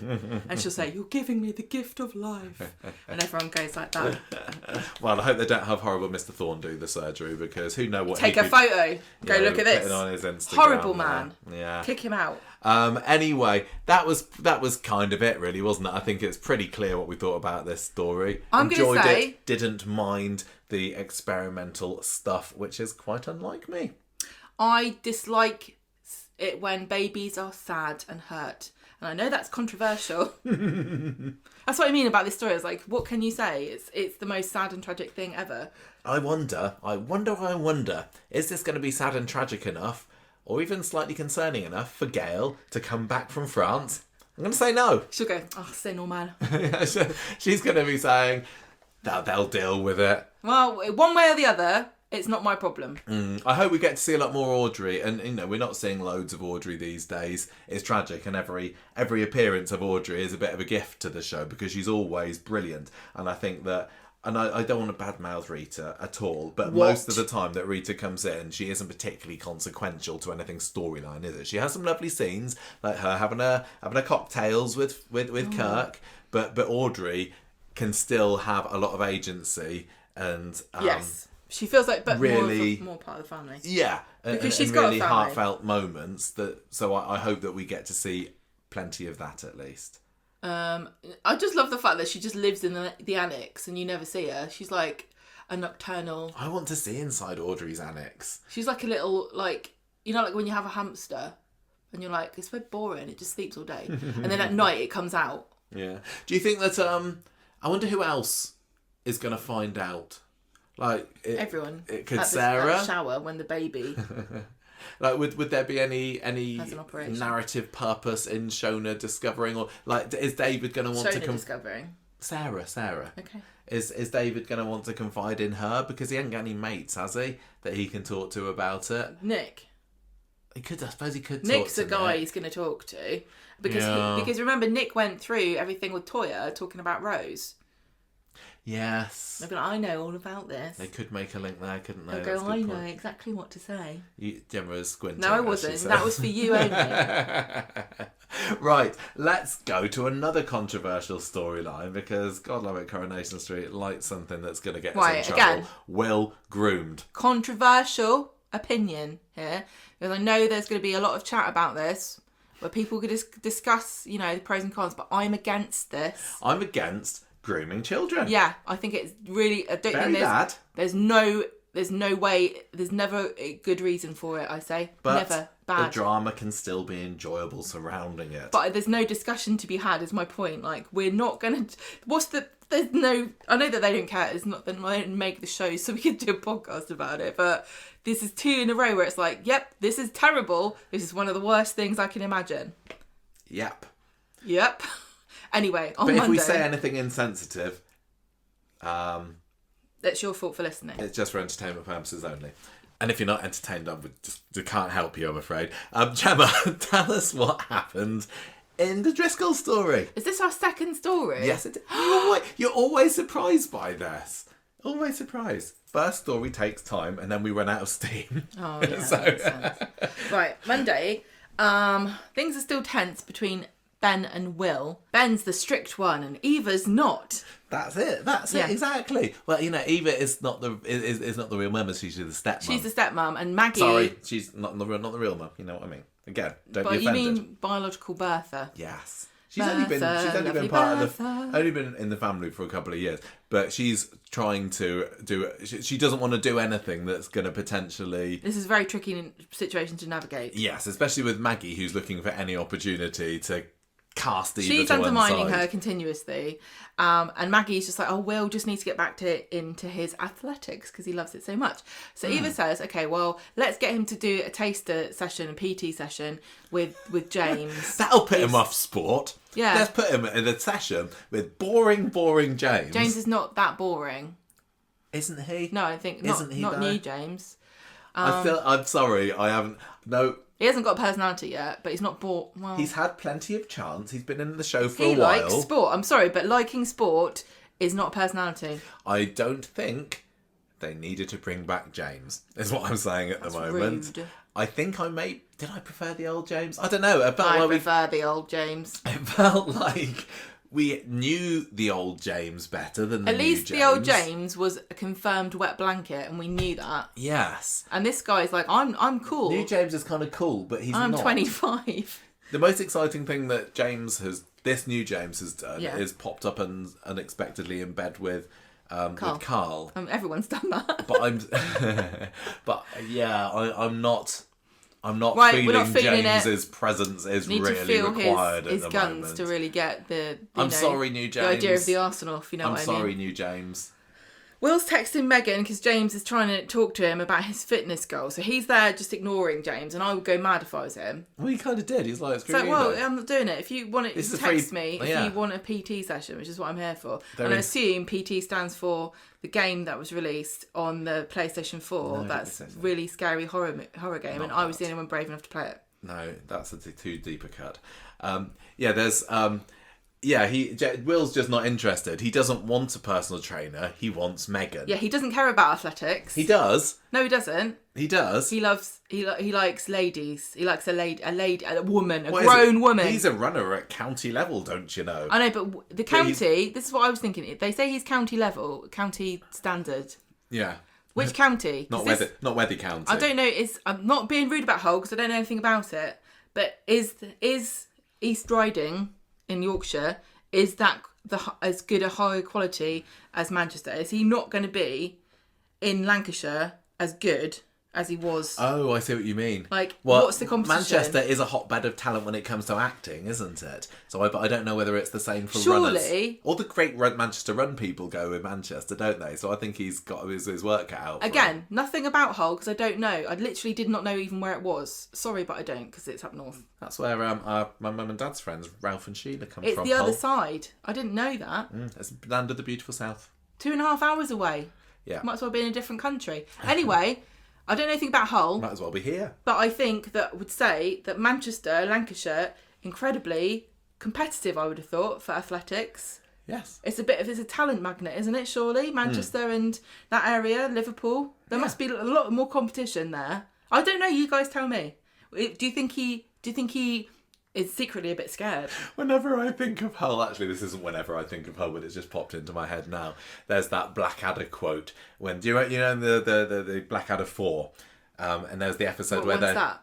The army, First World War one, okay. And then they're in the army, and then there's somebody who they're suspecting is a German spy, right? And Blackadder's way of I've wheedling. only seen it once because it's too depressing. No, only the end of it is. Blackadder's way of wheedling out the spy is by talking about the great universities, and he goes Oxford, Cambridge, Hull, and the guy doesn't notice it. And later on in the episode, Blackadder talks to Melcher and said, I told him about the great universities of Oxford, Cambridge and Hull, and he didn't bat an eyelid. And Melcher's like, that's right, Oxford's a complete dump. and that's my other knowledge of Hull, apart from... Surely that's where they probably went to Cambridge, didn't they?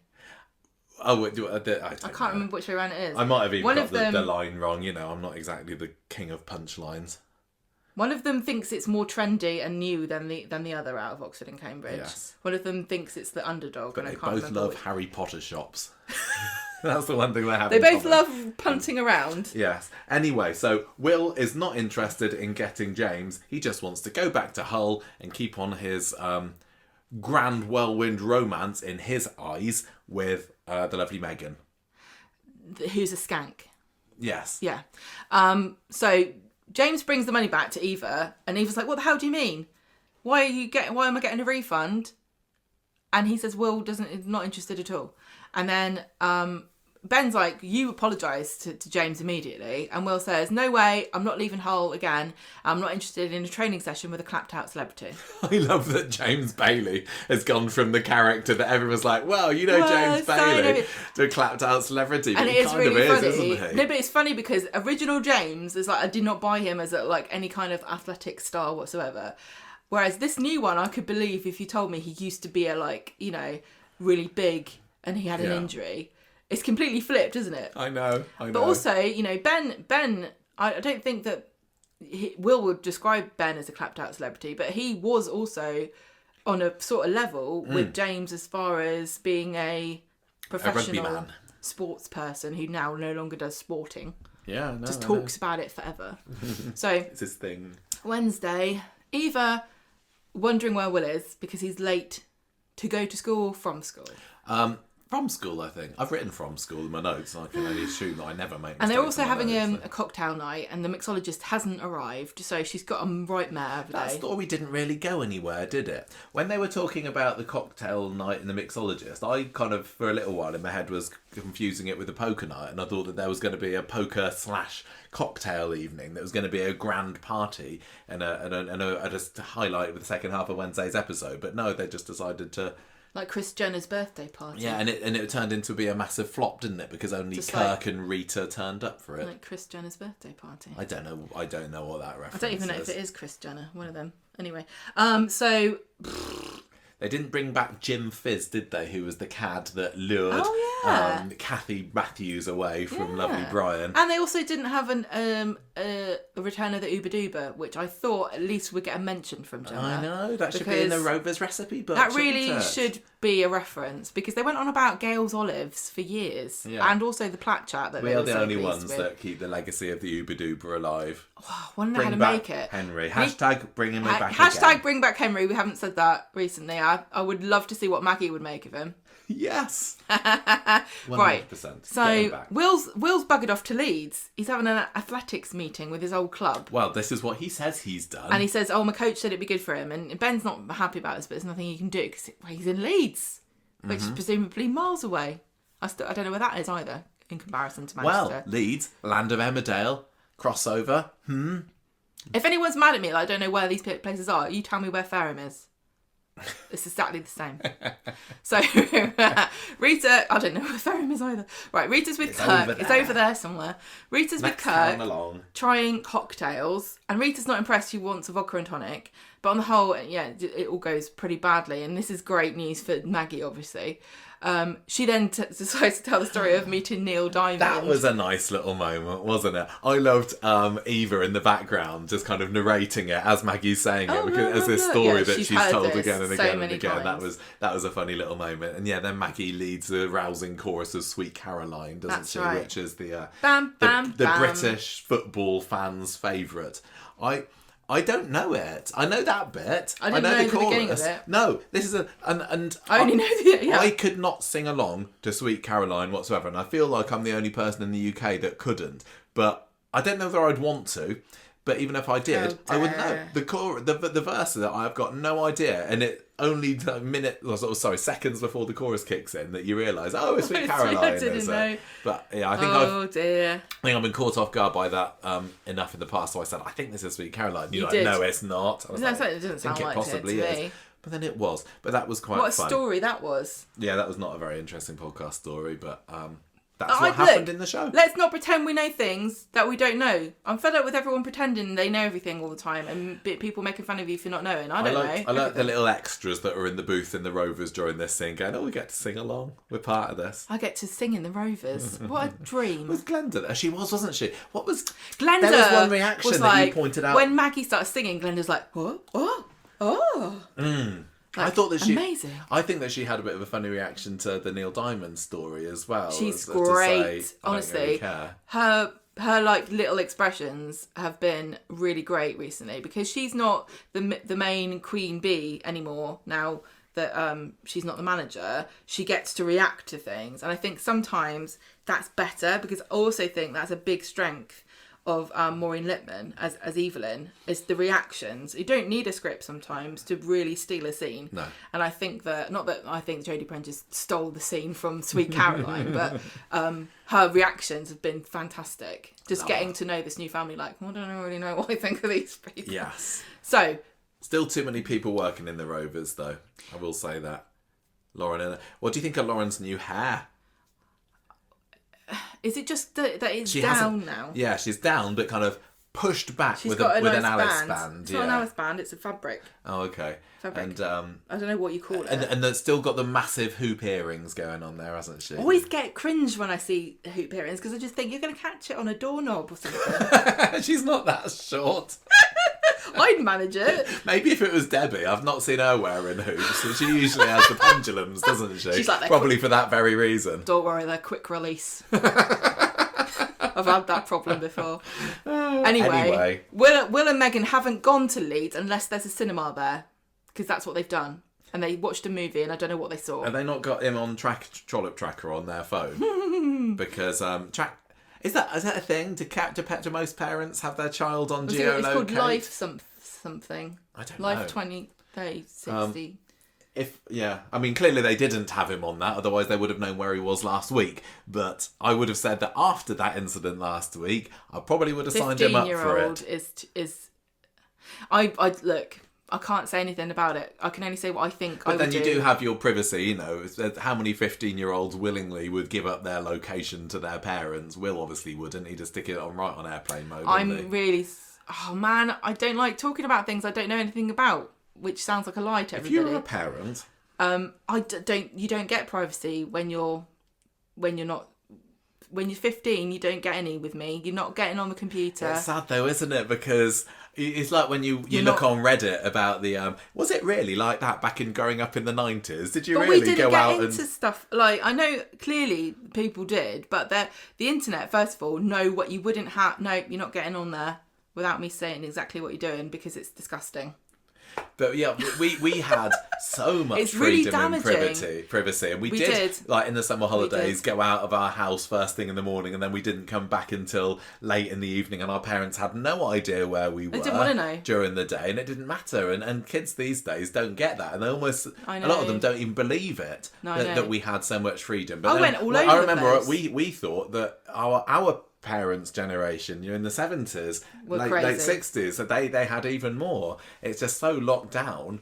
But yeah, if we had children, would we have that on them? I couldn't. I couldn't. I couldn't. But you track me, don't you? And you don't let me track. Why do I track you? Don't trust me. Why do I track you? So you know when I'm coming home from school? Yeah. So you know when to put the kettle on for me and make dinner? Make dinner? Yeah. If you don't want me to, I'll turn it off. No, I don't mind. Well, why are you making out like it's some kind of sinister... No, I don't care at all. I've got nothing to hide. You don't track me because I get up to stuff you don't need to know about. Yeah, you're going out with your fancy man during the day, aren't you? I've seen Coronation Street. I know what happens to women. Anyway, so they don't know where Will is. He's at the cinema somewhere. Or outside of it. No, it doesn't matter where he is. It's who he's with. Who he's with. Yeah, it wouldn't tell you, would it? No. He's with Megan. Yeah. Tramp.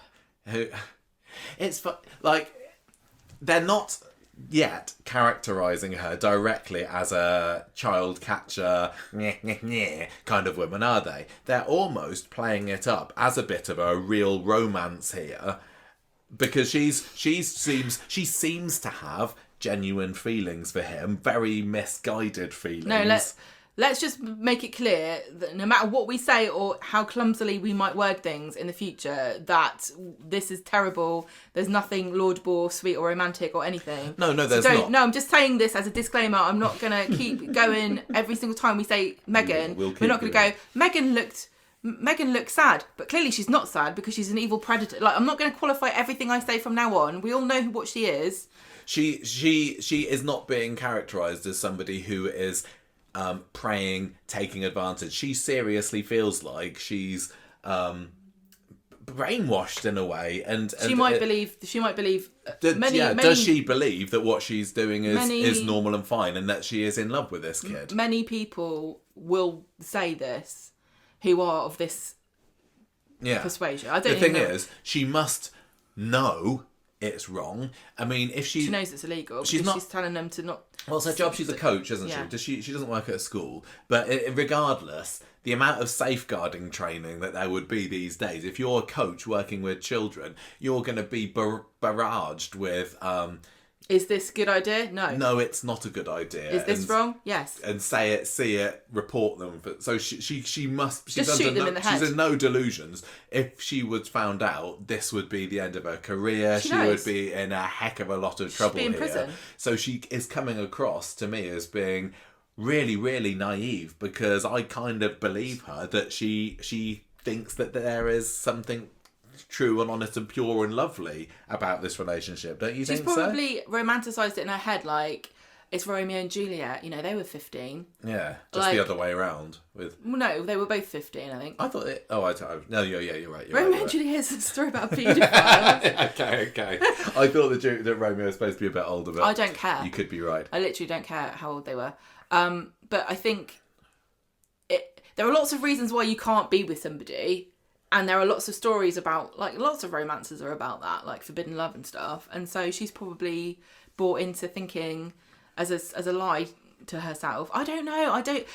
This is what I don't like about it. I don't care about what you think about what goes on in someone's brain. It's like this. I literally don't care. I don't want to know. I'm not interested. It's nothing to do with me. She's going to be thinking. Disgusting. Yeah, he's 15, but give it a few years. Well, she just she probably just thinks I just have to wait till Christmas because he's going to be 16 at Christmas. But there's still the whole she's his coach. I know, she's got some level of responsibility and look at what's the word? Looking after stupid shit. Guardianship. No, guardianship of him. But if she quits her job, like technically speaking, she quits her job when he turns 16. It's not illegal anymore. No. But I do think that if your whole argument is it's not illegal now, Something's gone wrong. She's saying to him, "Oh, you're so mature. You're not like the other Gross. boys." This is what they do. This is what they say. But as I say, I don't. It's not coming across like she's saying that to try and win him over. It's coming across like she truly believes it. This is what I said about like Theo and Jeff. Yes. How much of it is them conniving, and how much are they naturally just predators or manipulative? Like, are they just so messed up that they don't have any other way of relating to people? Like, how much of this is a true unconscious? Like, they haven't sat down with a post-it going, how can I do, what behaviours should I engage in to get the effect I want? It just comes completely naturally somehow to them because they're messed up in the head. Yeah, she is messed up in the head. And I'm sure I don't know, are they going to give us some reason why that we're supposed to feel bad? I don't know. I hope not, because I don't care. No. It's got to stop at some point. This is what I said before. The head vampire of Why Am I a Bad Person in Coronation Street. I get the compunction to give a villain a backstory that explains why they're where they are. But at the end of the day, I really don't care because it's got to stop somewhere. You can't just blame everybody. Say she's got daddy issues and move on if you're going to do that. Why was he bad? Because his dad was horrible. Well, what was it? Oh, granddad was a meanie. Oh, yeah, but great granddad lived in the war and he was strong. I don't care at the end of the day. It's got to stop at some point. I don't care. Yeah. Anyway, I forgot what I was going to say. I've got another thought, but it's gone out of my head, so you carry on. Well, you were talking... Oh, no. We were saying, as we both kind of agreed when we were watching it, that some of it's a little odd, though, because some of the dialogue seems to be leaning into the, oh, this is funny, because they'll say, like, oh, I'll give you a good workout, and then it's like... Yeah, like, how's his performance? I've got no complaints. Yeah. Like, that was so I get it, gross. But that's kind of undermining the seriousness of the fact that she's taking advantage of this young child because they're making a joke of it. What were we supposed to think in that scene? I don't get what we were supposed to think. What were we supposed to go, ha, ha, ha? Was it trying to catch us out? Because I just thought, this is really horrible. I don't think this is funny. This is like what Jimmy Savile used to do. Like, he used to literally rub it in everyone's faces, how gross and perverted he was. And everyone... just like went, ha ha ha ha. That's just Jimmy, yeah. I know what you mean.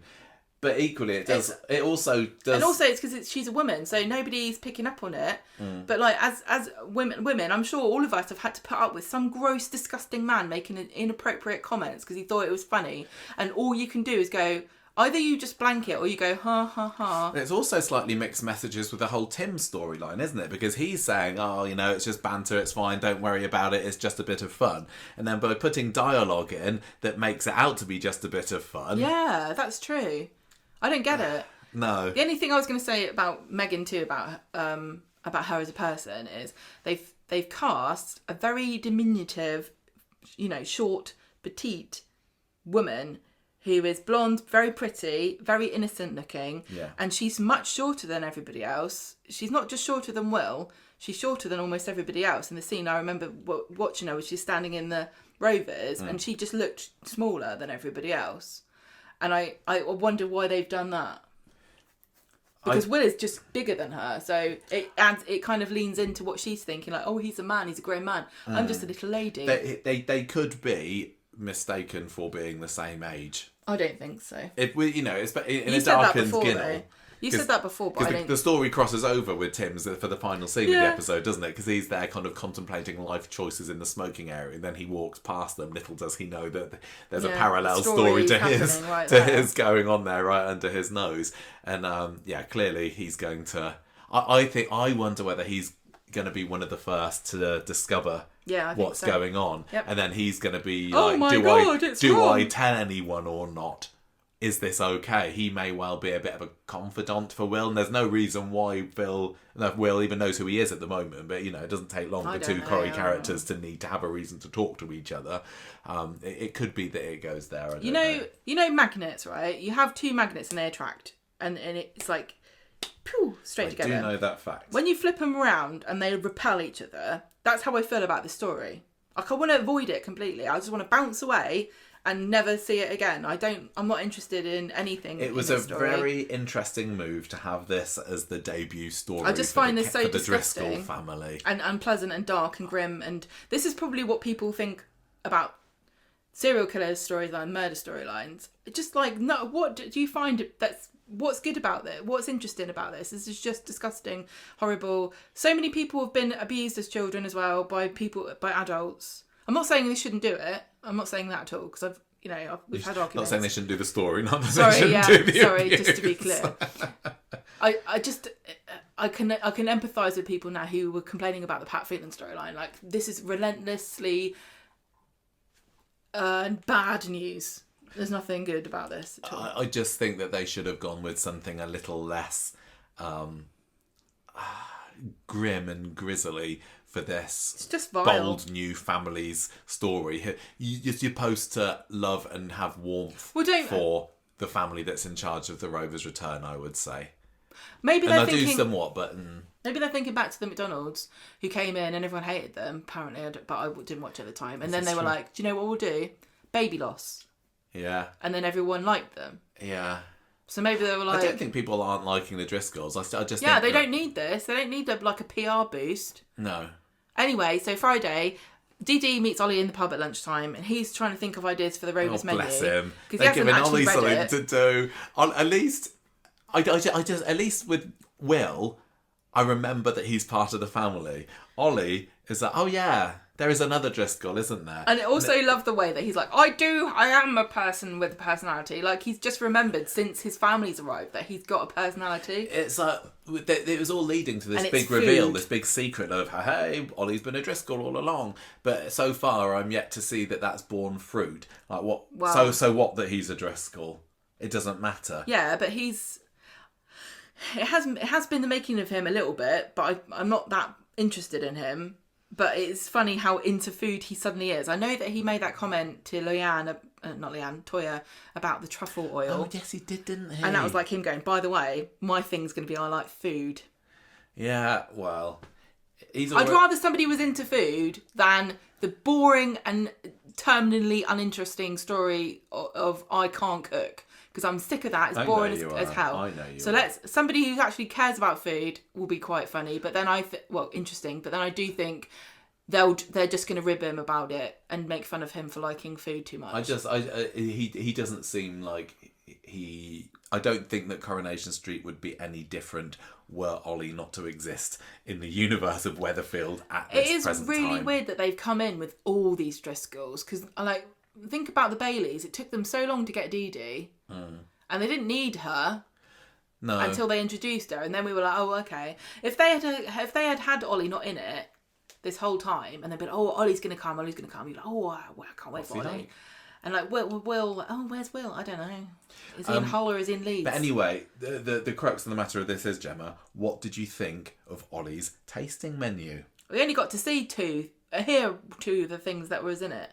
One of them was fajita fries. Yes. And one of them was, what was it? I've lost 5 spice chicken. Oh, and Maggie's going, this is too spicy for me. And Susie is like, that's 5 spice too many in my book. Oh, dear. Ease it off, Susie. Ease it off. No, just stop leaning into stereotypes about English people not liking seasonings. I like my chicken plain. Well, what a weird menu. Fajita fries and 5 spice chicken. I guess there's no They've got to put some kind of personal stamp on it. They always try to, though, don't they? But it generally always feels like it's the same. Do you remember when they had that big deal about they were going to add a new dish to the Rovers menu, and it turned out to be Sally's Herbie Cobbler? Yeah. And nothing happened. Nothing happened. No.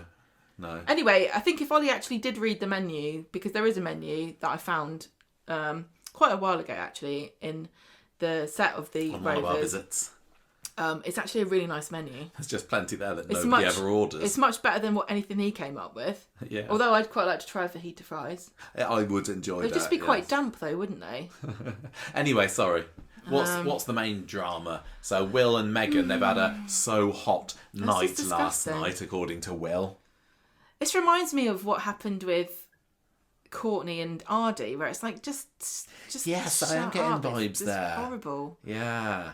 You're just putting everyone off everything forever. Megan's not being a very good secret groomer either, is she? Because she's there always hanging off him somewhere. The number of Ginnell scenes they've had so far where they think nobody's going to notice. She almost got caught out having a kiss with him outside George's, didn't she? They're in the car together, and George like knocks on the door as they're about to kiss each other, and he's not interested. He's like, move the car because I need a hearse to come. Blah blah blah blah blah. And Megan's like, oh, this is so risky. We should stop. I need to find someone my own age. She I'll always love you. This is her like. This is part of what a manipulation tactic is, to kind of like. I don't think she was manipulating him. I think that she was genuinely thinking, maybe we should call this. No, I don't think so. I think she's kind of testing the waters to see, are you still able to take this risk with me? You think? Yeah. Are you still up for this? Could have been. Oh, maybe I'll always love you, but maybe we should stop seeing each other. No, Megan, no, I love you. I don't know. I think she's like Theo. I don't know. But anyway, carry on. Will's like, no, and then he gives it a grump because he feels like they've split up.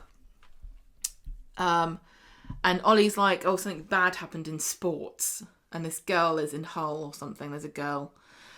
Ollie thinks that this girl who they found the love note from, who is someone in Hull, has dumped him. Yeah. So or something.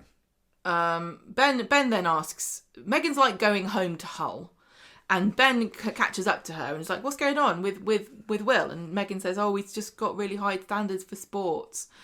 And Ben's like, well, I was trying to find out what happened. The results aren't online yet. And she's like, oh, they're not posted. And she says, look, let me give you some money. And she won't take it. And then she says, I don't really know why you'd be sad if there's a girl problems or anything like that. Anyway, I've got to go. And he goes, no, let you come to the pub and Ollie will cook you something. And she says she's in a rush, but she spends hours there. So Maggie finds Will in the back of the Rovers later, and he should be at school.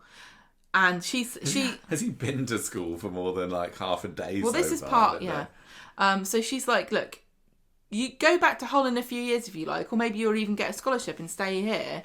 And then she gets a dig in at Eva, saying, oh, it's a shame Ben's new squeeze was so intent on coming back here, but I want everyone to be happy, and including you and Ben. And she tells him that Driscoll's stare trouble in the face, and she tells him that sometimes you have to play mean and put yourself first and don't let anyone else win. I thought that was a nice little... Toxic grandchild You thought that was nice? She's basically saying, be a bastard. No, I thought it was a nice character moment, I mean. It was an effectively done. Because I every time Maggie's there having a little speech, I'm just testing, thinking, oh, am I going to like this character? This is why it's really hard to be a good person in the world, because... I tried to be nice to everybody, and I tried to be fair. Believe it or not, I don't care if you do. But I genuinely tried to be nice. Not I'm a nice person, because I'm not. But I tried to be nice to people. Then you get people like this who teach their children to be horrible. Yeah, so I'm saying I enjoyed that this was just a sitting down dialogue scene where we get to find out a little bit more about what makes Maggie tick. But this is kind of... isn't this not unsavoury and horrible to have... this woman basically say, stab everyone in the back and trample on your enemies? Well, it does tie into what I was a little bit worried about the other week, where she was thinking that Ben should have punched Carl into next week. And it's adding more credence to the theory that Maggie's got a dark past. Are we just projecting, like, Mrs. Doyle love onto this character? It's really hard not to. Because on the surface of it, she's not nice at all. She just likes a laugh, and she likes boozing, and she makes funny comments, but she's not nice. She's actually really horrible. She was nice to Asher. Yeah, why? Isn't that interesting? And when she came into the show, her first scene, it was like, "Hey, everybody, I'm the cool party landlady." Well, everyone likes to have fun. Yeah, it's still too early days to. But she's a really weird character, actually, isn't she? Yeah. Because the way, like you said, the way the scene was played and the demeanour and like the scenario was so, it's a lovely cozy granny moment where she's telling him some wise, important information that will help steer his life. And so you don't actually listen to what she said. She went, if somebody's in your way, just stab him in the throat. And we're going, what a lovely granny. What great advice. We didn't actually listen. We just went, I know. I love Mrs. Doyle. I think you're right. How what does she have to do to get us to realise she's a horrible cow? Just wait and see. We'll Just find wait out. and see again. You know, there are rumours. So Ben and Eve have kind of cornered Megan. Eva, you've written Eve. I just read it out because I'm stupid. They're nattering on to Megan about Will and the fact that he was caught boozing the other day and he's 3 years underage. And this is the innuendo begins here, where they're saying things that Megan has a different meaning for. Yeah, it was kind of like highlighting to her 3 years too young to drink means 1 year too young to get on with. And infinite years. Well, what your position in his life. She is uncomfortable during the dinner party that she's meant to stay for. At least she's got the decency to find it a bit cringy. I hope she gets indigestion. So they're like, "Oh, thanks for everything you've done." And then Will and Maggie come in, and this is like the grim stuff about how's Will performing and all that kind of stuff. And Will's like, "No, I don't want a new coach. I don't want to change. I don't want to move. I don't want to be here. I want to go back to Hull." And so they convince Megan to stay for Ollie's tasting menu, and they all sit around with all these plates of mysterious foods, one of which looked like a giant tortilla. And Will says, "Yeah, it's all right." Everyone's kind of like, "Yeah, not really that bothered about it. Just make hot pot, Ollie. Stop trying to try too hard." I wonder if there will be a story where Ollie and kind of gets in it with Toya and Leanne, because he's going to be in competition with them for their businesses. Yeah, I mean, the fact that they're showing that he's kind of interested in food does mean that... But it's funny because... They don't need anybody else at the Rovers to be the food person. That's Sean at the moment, isn't it? But it's funny, though, because you've got the three sisters then, all actually in competition with one another with their restaurants. Yeah. Which is a totally new development, really, because Toya and Leanne didn't care about being in competition before because they hated each other. Yeah. Anyway. Maybe they can have a nice food festival on the cobbles next summer. I thought you'd say food fight. I'd say yes to that. Well, they could do, but I don't expect they will, Michael. They might do. They've had food fights on the cobbles before. No, food festival. Oh. So well, they need to open that street food I know, they do. thingy we were talking about the other week. Ollie teases Will about this girlfriend, and he says, "No, I was actually dumped this morning." And Megan's like, "Oh, she probably only did it because of the practicalities." And Maggie's like, "Oh, you get back on the horse. There's going to be loads of people." Yeah, she seems to be under the impression that all of the Weatherfield girls are going to fall to their knees in the wake of Will. Yeah, because he's running, isn't he? Yeah. And he even says, "Look, it's never going to work out. Long distance relationships never do." So this painful meal is over soon enough, and Megan and Will go out into the ginnel, where she's like, "I need to talk to you. You're a man. You handled it so well." Oh, I just can't. Oh yeah, that she said. I love most young boys would have just had a strop and crumbled, but yeah, you stood up for yourself. You're a man. It's not just a childish crush. You do love me. We're gonna have to make this work. So Will goes back into the bar and says, "I'm going back to Hull for athletics. I don't want to leave you guys, but it's the only way I can. I need to. I can't be doing it here. I need to go to Hull. Maybe it's really nice and flat." Maybe it is. Eva's like, "No, you're not going to Hull." And Ben says, "Well, let's think about it. This could be the making of him. When I was his age, I was touring around the world being an amazing sports person." And Eva's like, "It's not the same though, is it? It's like he's not going to be in the same county. Stay in one place." I can't get behind the idea that my 15-year-old child, I'd be happy to say, "Okay, let's have them be raised in the next county along." It doesn't. Sports families are built different, though. They're a different breed, are they? Especially someone like Ben, who knows the sacrifice. Like, you have such a short window to make anything of your career as an athletics personality, or whatever sports person. I guess so. You really have got 15, 20 years of a career. And you got to get into it. You can't wait until you're 21 to decide if you want to be, really good at sports. You could be a washed-up celebrity, clapped-out celebrity like James Bailey. Yeah, exactly. Get in there while you can. Right. So, Eva's like, "No, I don't think so." And Maggie's like, "No, he's not moving over my dead body." And Ben says, "Look, it's going to do him good to stand on his own 2 feet. He's mature enough to make this decision himself." But Maggie and Eva decide that he's not going anywhere. Which is a nice little mother-in-law, daughter-in-law bonding moment for them, because they've only been at each other's throats so far, isn't it? But they can both agree on one thing, which is that Will needs to stay here in Weatherfield. But then they go and talk to Megan. Yeah. And together, and they've come up with a solution that Megan is going to come to Weatherfield for a few days every week for some training sessions. So he doesn't have to leave. He can stay living in Weatherfield and she will come to him. Hooray. Oh, this is just bad. Like, I was like, oh yeah, good. Send him back to Hull. Megan I was and Hull partly thinking go send him back stay to there, Hull. and you can have a horrible, gross storyline in whatever soap is set in Hull. Which hopefully is not this one. And that's basically it, isn't it? Well, yeah, I'm hoping that maybe Megan's sessions will be Tuesdays and Thursdays, so we don't have to watch them. I very much doubt that. So, And it's 2 days a week for the moment, but you wonder whether she's going to get a hankering for staying over here a little bit longer. She's going to get a flat somewhere, the dirty cow. Tim walks past Ollie and Will in the ginnel. Not Ollie. Megan and Will. Yeah, sorry. In the ginnel. That's what you get for just reading my notes again, Gemma. It's my fault. Don't give me a look. I know it's my fault. Megan tells Will that she's going to put him through his paces. What are we supposed to think? And Will's like, I feel a personal best coming on. Who wrote this? The people that do the Blackpool postcards? It's... Yeah. No, sorry, that was really rude to the writer. I apologise. I don't know what... Clearly this was... Thing is, it probably is the sort of thing that you would say if you're in this relationship. Would you? I don't know. I think you probably would. Repulsive. But it comes across still as being like, isn't this a funny Corrie line? Do you know so what it's a bit... Do you know what I really liked? What? When Will was missing. I enjoyed take Will. it back. Everything I said about that, I loved it when he wasn't around.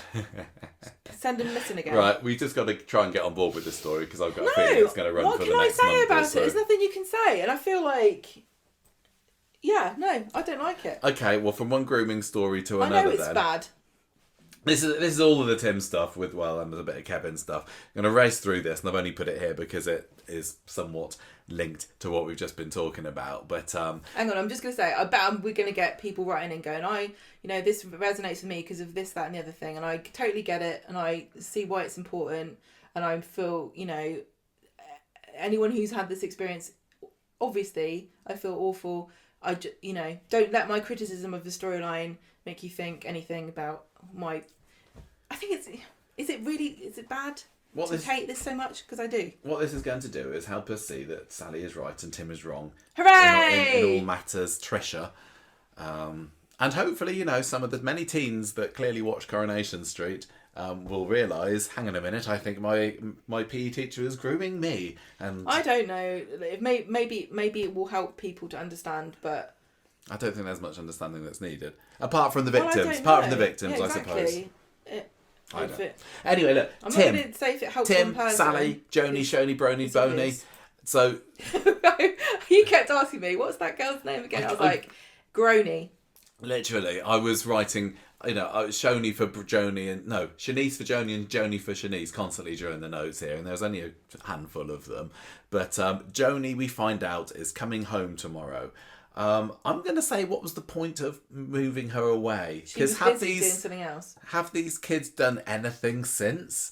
We've had a little bit of Metcalfe action, which was the Tricia story, but I'm not going to say that the household there has had really any consequences of Joni not living there, has it? It felt like they went, oh no, the actress won't be available because she's doing so and so. We need to give a reason why she won't be there. But they didn't. But we don't notice because we don't care about They didn't need a reason for it. They could have just not shown them That's in the same my way point. that they've carried on not showing them. But there are so many other people where you've gone, where is X, Y, Z? Why aren't they there? Yeah. And they don't bother with that. But sometimes they just need a cliffhanger for cliffhanger's sake. And I get the cliffhanger of, oh no, Joni's being taken away by the social services. It's like, oh.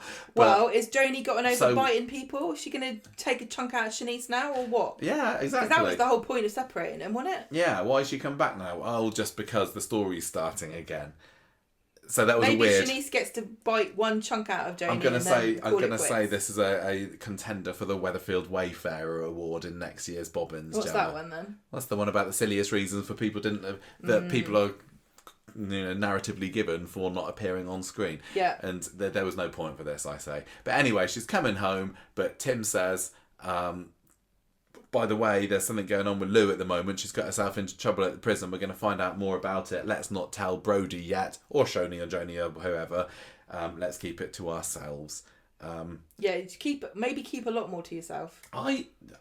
Keep this whole storyline to yourself. I don't have huge thoughts about it, but Tim and Sally keeping it from Brody, good reason. Good. The only good thing that happened in this was the conversation between Kit and Brody, where Kit went, I know you're mad about it, but think about it from their perspective. Do you not think that maybe they did the right thing for the wrong reason? And Brody went, you're right, Dad. And I'm thinking to myself, hang on a minute, why don't you just live with Kit? Yeah, I know. Well, Kit doesn't want that, does he? No, I know. Kit's like, I'll give you good advice. Now eat your samosa and go away.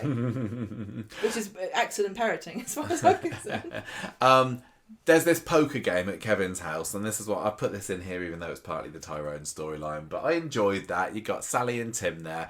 Billy, he's not had much to do recently. Ditto Michael. Ditto Adam. It's like, let's chuck these guys in together so they can get their annual appearances up a little bit. You know, if I was Billy and Adam, I'd say, can we just do this in January? Film it in January and then slot it when you like. No one don't have to come in at all, yeah. I enjoyed the fact that Michael was us during this, because he doesn't understand poker. And long-term listeners of the podcast will know that whenever a scene with poker comes up, Gemma and I are just like, yeah, I don't know, is this a good hand? Is this not a good hand? And Michael was there really, really trying, but bless him, he couldn't quite get the hands of it, the angle of it. Poker for me is like, you teach me poker, and it's like Men in Black, my memory gets flashed, and once I've stopped playing it, I have no idea what you're talking about. But anyway, the main crux of it is that Kevin decides that he's going to stake his car because his life is so meaningless at the moment. He just has to get a kick from somewhere, and he decides to put his car up. And Tim folds there, but Sally is still in. And I did enjoy this, and I kind of wish that she'd gone through with it. But Sally's poker face is saying, I bet Tim's car. Was a great little moment.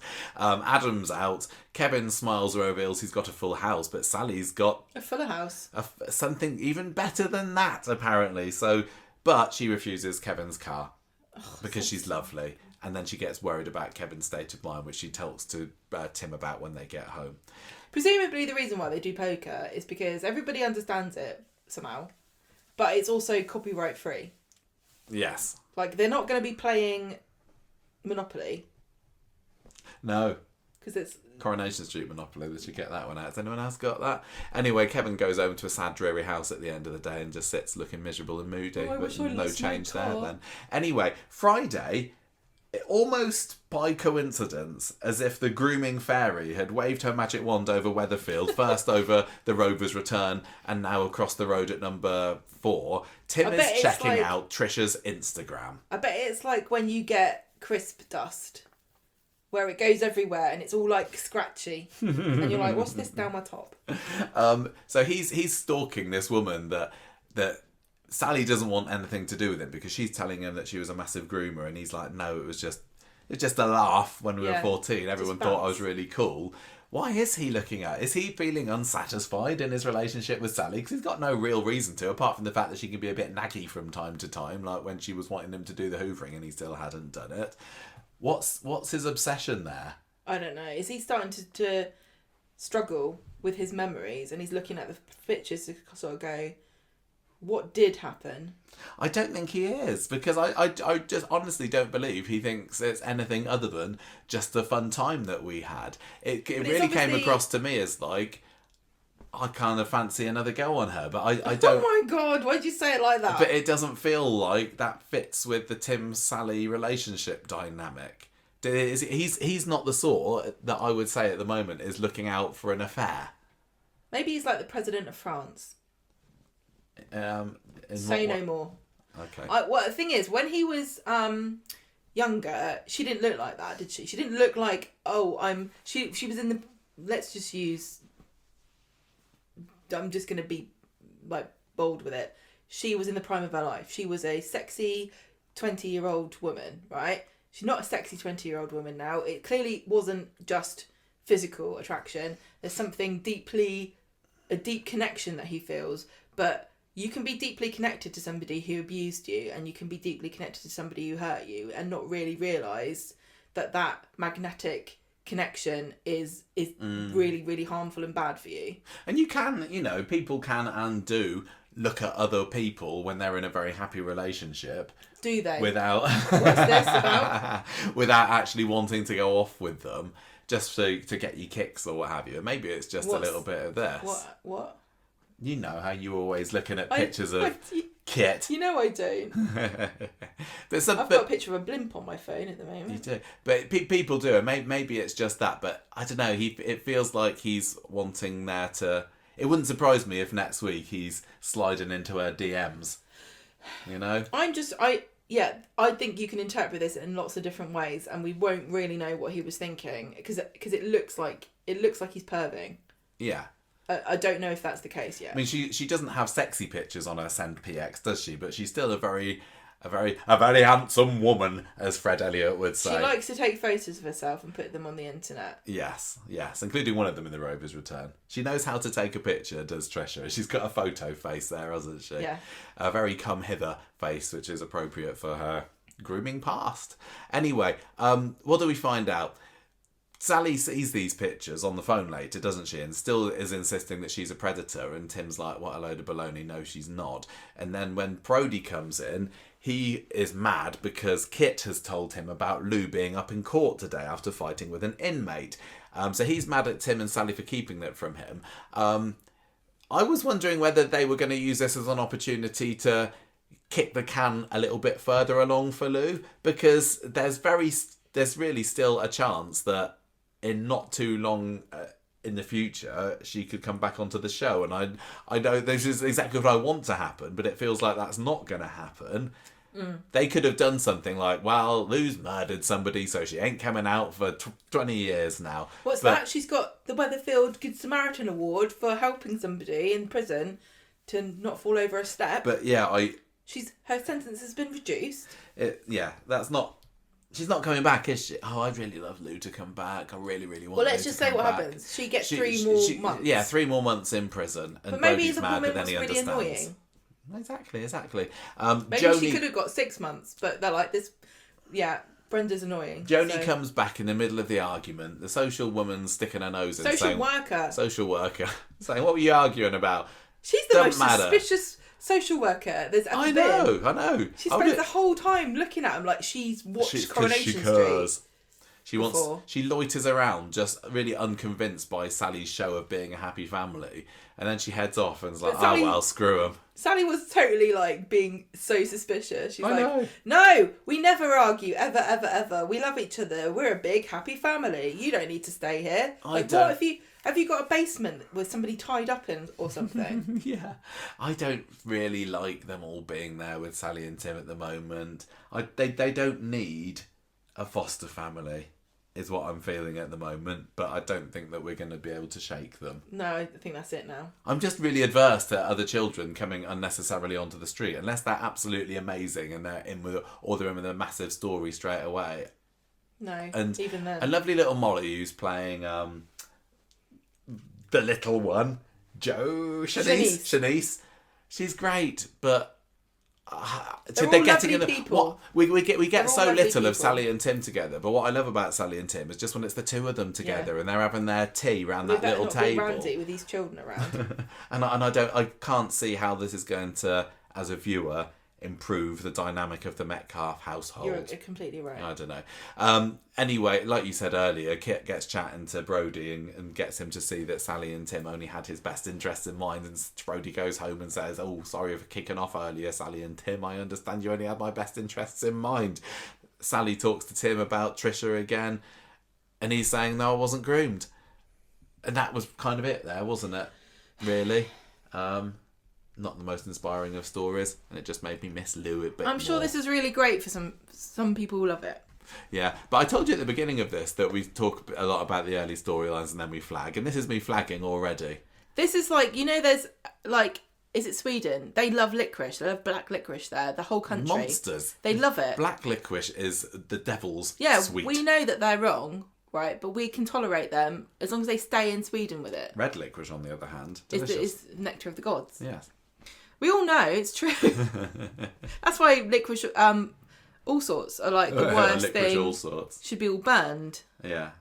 So I guess somebody must like them. Yeah. Right, let's talk the Fizz story. Fizz, Tyrone, Kevin. This was not a gripping on the edge of your seat story. This is such a tough week. This is such a tough week, right? Because it started up the Shona and David story. Yeah. Love it or hate it, you had an opinion about it. And the Fizz stuff, for example, I love Fizz and Tyrone. It just kind of plodded along to me. But this is a tough week because you've got a story that is actually going to really upset some people and be triggering and hard to watch with Shona and David. Then you've got grooming storyline, which is just I can't.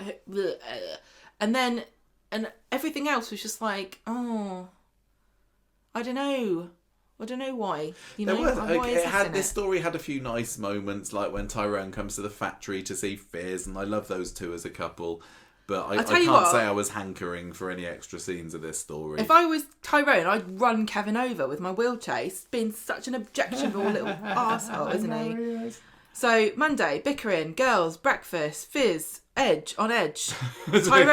Tyrone comes and, Fizz comes in and goes, oh, I didn't have enough time, so I walked all the way to Roy's, stood in a queue, paid probably 15-20 quid for some breakfast sandwiches because I didn't have time to pour you a bowl of cereal, to go to the closer shop and buy a simpler thing for less money. Yeah. I get that they were doing something here with it, convenience and money. When you are a carer, it's hard, but it also fell just on its more arse as far as Fizz being run ragged, isn't it?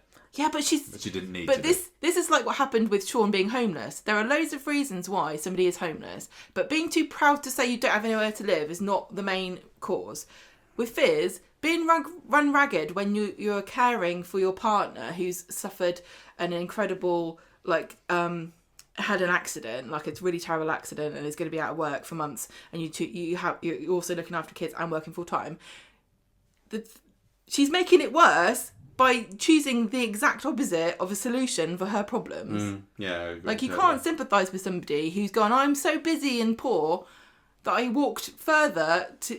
No. You can think of something better than this, can't you? Maybe she was hoping for a bit of a freebie from Roy because she used to be his foster daughter. Yeah, she's like, oh, Roy, I've come here because I'm so time poor and there's so much tragedies happen in my life. Roy doesn't understand subtlety. That will be £15.75, please. Bless him.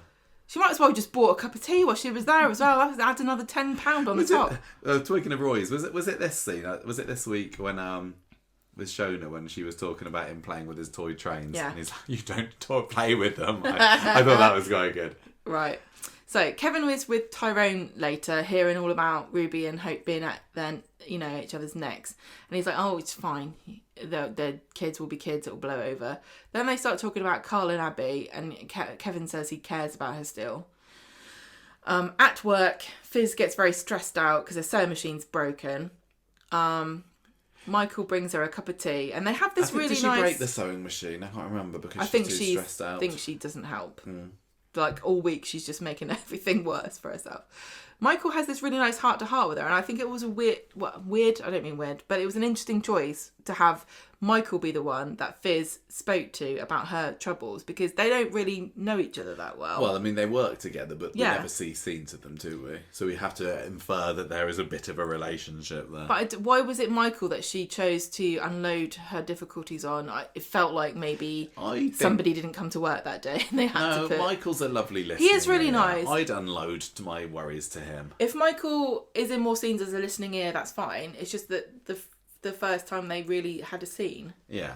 So she's talking about how terrible it is and wishes that Tyrone would just bloody do something around the house, like he can fold clothes or something. And it's tough, isn't it? Because Tyrone he's not necessarily feeling too down in the dumps about it, but he's just taking advantage of her, isn't he? He's not doing it on purpose. He's there with his PlayStation. I don't think I made a point of this last week in the podcast, or maybe it was this week that it happened, but the sound effects that Tyrone was playing on his PlayStation were the exact same sound effects that they used 20 years ago to represent David playing on his games, but maybe he's on a bit of a retro kick. I don't know. Maybe there's only one game in Weatherfield. So she's like, look, it's all very nice him saying he's grateful, but he doesn't put food on the table. And he says, look, Michael says, just let it all out. Talk to him about how you feel. Tell him how you feel. So Abby is talking with Tyrone, and he's he's like, look, I am mad at you because what you did to Kevin. Like, I miss being your friend, but... That was sweet. I thought this was really mature. Yeah, I did as well. I think, yeah. She says, I really hate what happened. I hate I hurt him so bad. They were mates. They were proper mates. And it's horrible when things like this get in between you and your mates. Well, I wouldn't understand it from personal opinion because I haven't got any. But Tyrone says, I'll look after him, he'll calm down eventually. But so when Fizz comes round, Kirk's visiting and they've just got around to starting to do the stuff that Fizz needed to be done. And you can see from Tyrone's perspective, he's had something to do all day, but really it wasn't anything important. And Fizz is like, you could have folded the laundry. Like, I mean, Abby loves washing people's pants. Get her to do it when she comes around. So Fizz just doesn't want to hear any of Tyrone's excuses and she goes upstairs. And then on Wednesday, he hears about her temper tantrum at the factory the other day and he's surprised that she didn't tell him anything about this. And he's like, interesting. He goes to the factory with a box of tools to fix it, but somebody's already done it. And he says, like, I'm sorry, I found out about this. And she says, yeah, I took out my temper on it, to be honest, the machine. I feel really overwhelmed. There's too much to do. And I haven't done any of it very well. And he says, I'll change. I'll get back to work. I'll do paperwork. But you need to talk to me. And they say, no more secrets. Yes. No more secret laundry. I thought it was nice. There's nothing particularly inspiring about this storyline, but that was a nice little character moment for a couple that I do have affection for. So Friday, all of Tyrone's good intentions come up against the brick wall that is Kevin feeling sorry for himself. Yeah, who he can't even be bothered to open up because I can't remember whether we've known this before, but Brody isn't working at the garage anymore, is he? Kevin's given him the heave-ho because he's just a bit useless. Yeah. So that was important for all of about 1 month's no one worth of works stories. there now because Kevin's can't be bothered. Carl's been fired, Brody's been let go, and Tyrone's in a wheelchair. Tyrone's been run over, yes. So he's not bothering. He can't be... Like, I can't believe, like, he's not stressed about this because Kevin's supposed to be carrying the economic future of 2 families on his back now. I know that Abby's not with him anymore, but he's still got his own child. He's in bloody France or wherever, in a very expensive athletic retreat. Mm-hmm.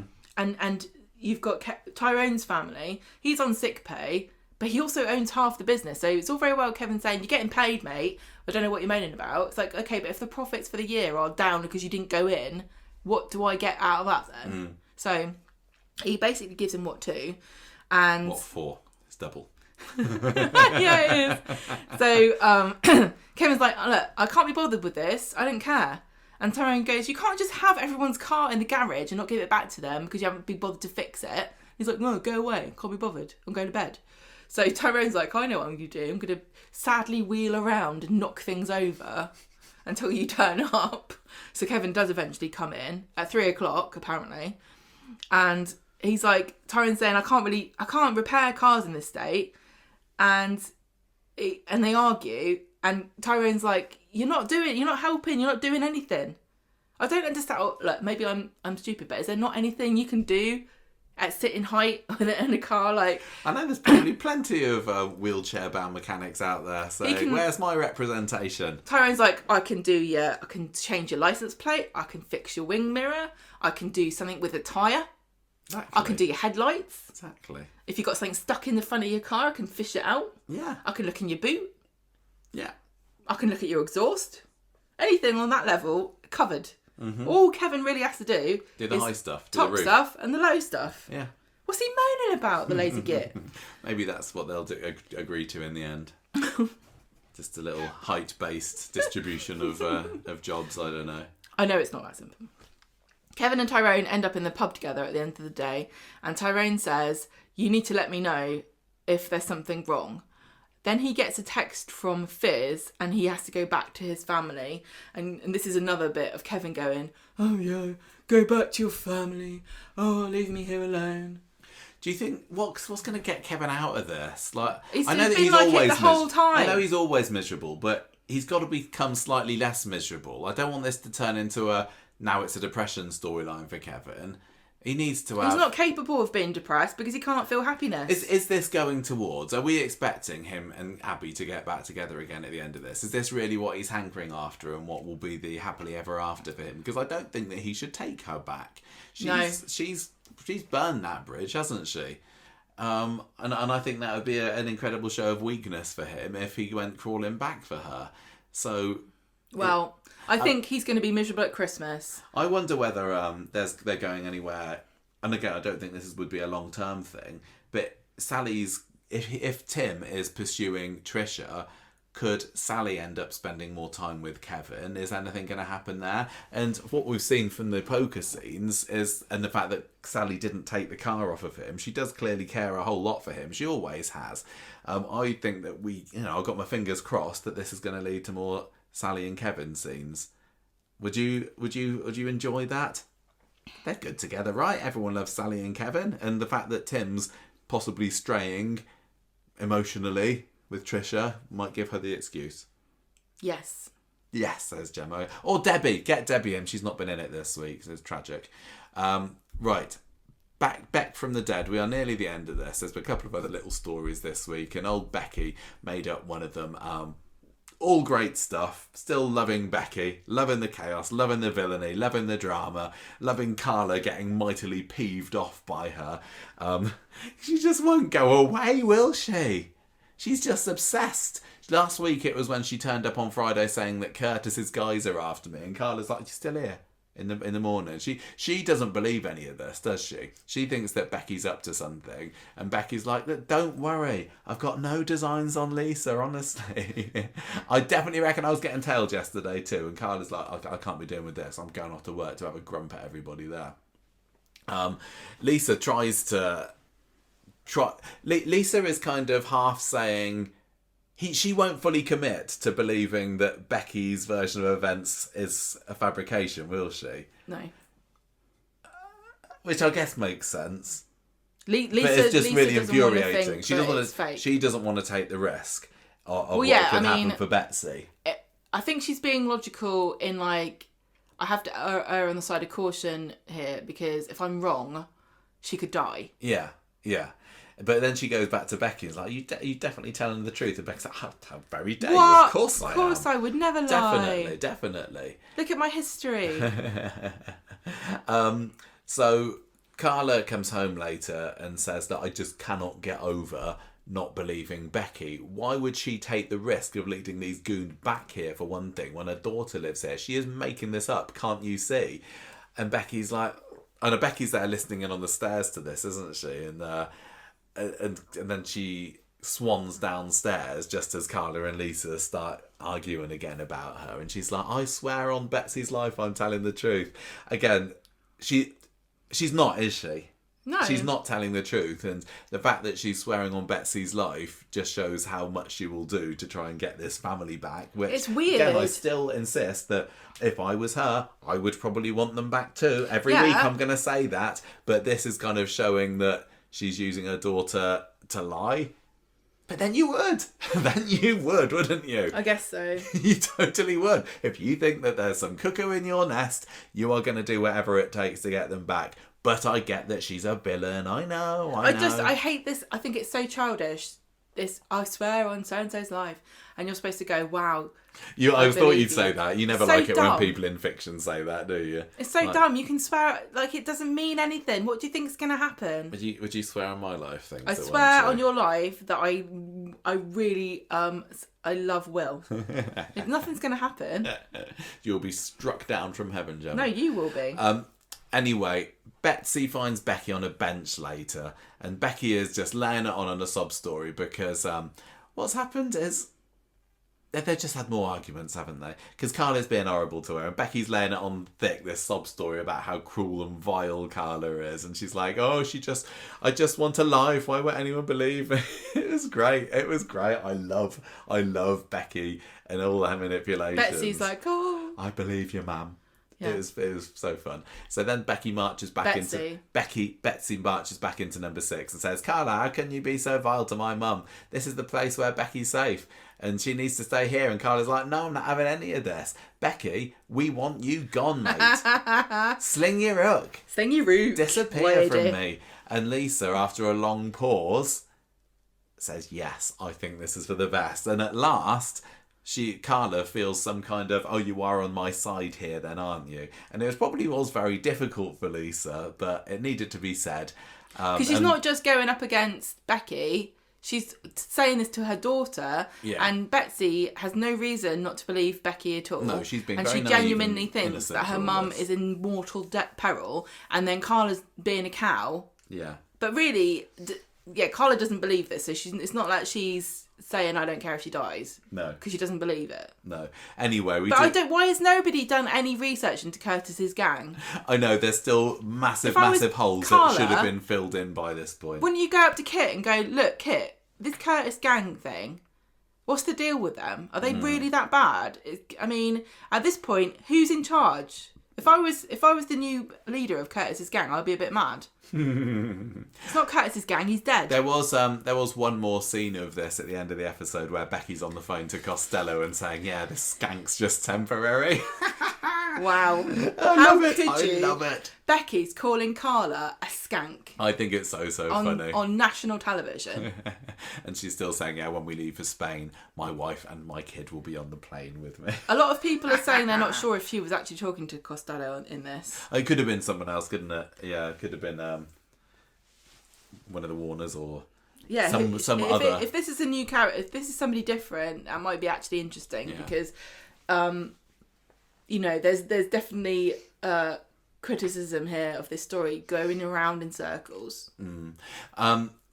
She's clearly in full-on villainy territory now, and she wasn't a few weeks ago. But, nobody can look at these scenes and say, oh, she's just being innocent. She's just what do you think of her now, then, Great villain. No, she's better than a paedophile. Yeah, exactly. I don't need to feel like, oh, am I going to say the wrong thing and offend people here accidentally with wading in there and being blunt and stupid. You like her. I think that she is really, really fun to watch. I love the chaos she's causing. I still think that a lot of what she's doing makes sense, that she wants her children back and she would do anything to her child back and her wife, and she would do anything to get them back. I think it's great. I do. I love it. The more villainous, the better, quite frankly. And I know that she's going to get a comeuppance, so it's fine. Nothing, no worries. Speaking of villains, Gemma, Theo this week.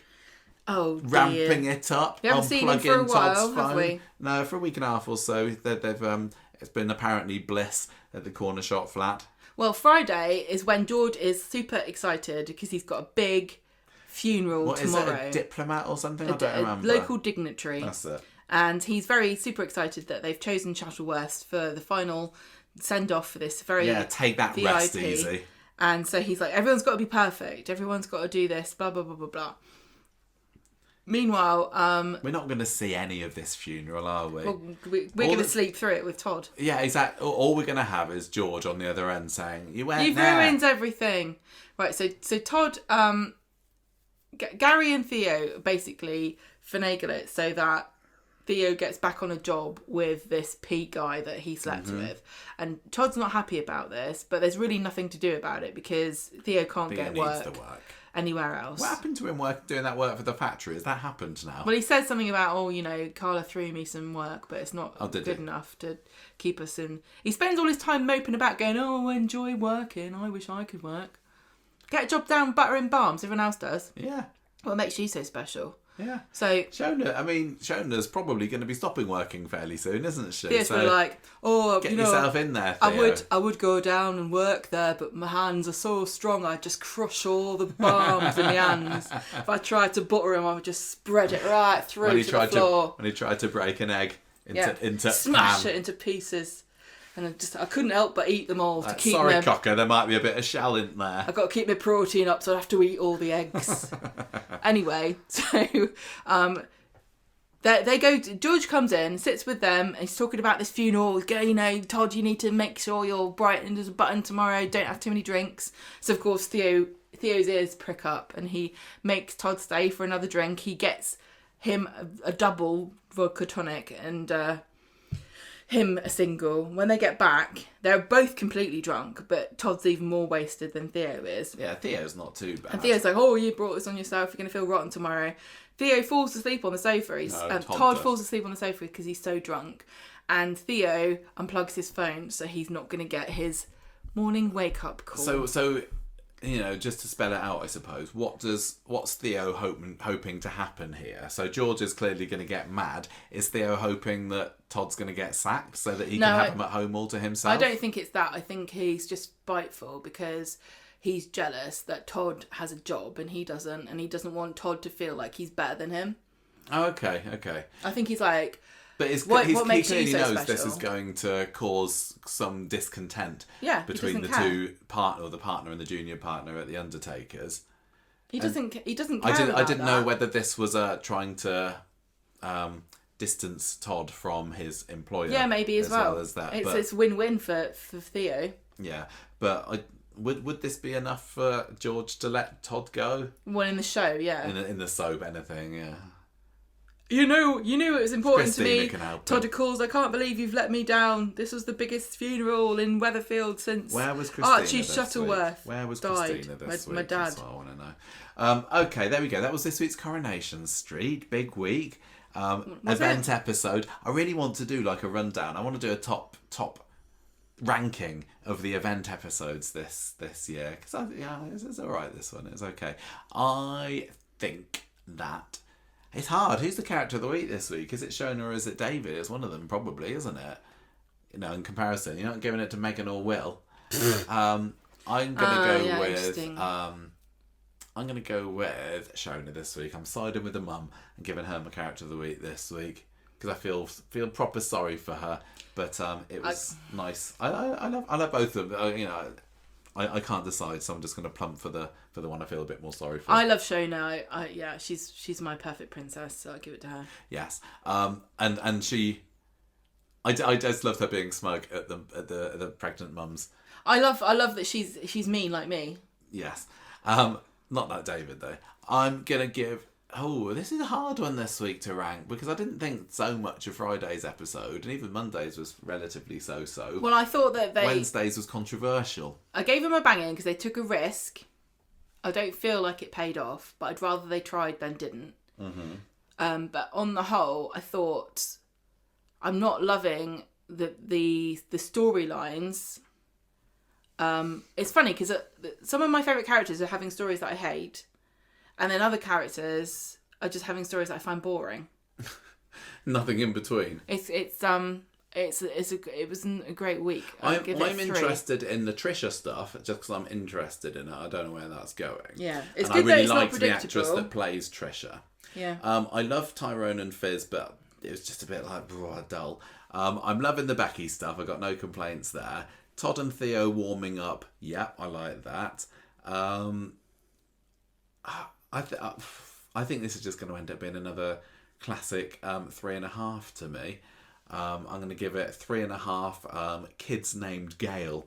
It's a great line from David when he was at the hospital saying he was walking past the maternity leave and he's like, somebody called their kid Gail. So 3.5 children called Gail is what I'm going to rate this. What about you? It feels like you're probably going to go... I said 3 already. Did you? Yeah, 3 you what? weren't listening to me. 3 what? 3 houses that Kevin's lost in poker. Houses? Yeah, because he was going to do his house, wasn't he? What's that? I thought it was just his car. Well, cars, houses, some people live in their car. You're discriminating against people. Fine. I have given you some other options here to vote for. But don't like any of them. You don't want to choose your tune and Nick Ozzy or step ladders that Gemma hasn't got. You go how about no one... 3 times people can't spell quinoa. Oh, yes. We had a conversation about the fact that people do in fact know how to spell. It's not that people don't know how to spell it, it's that no one knows how to say it. Exactly. Everyone saw it written down before we heard what it was, which is why everyone calls it quinoa. Did you say your character of the week? No. Yes, I did. Went Shona. Both Shona. Well done. It was a Shona. Shona-tastic. Yes. We're done. Time to move on.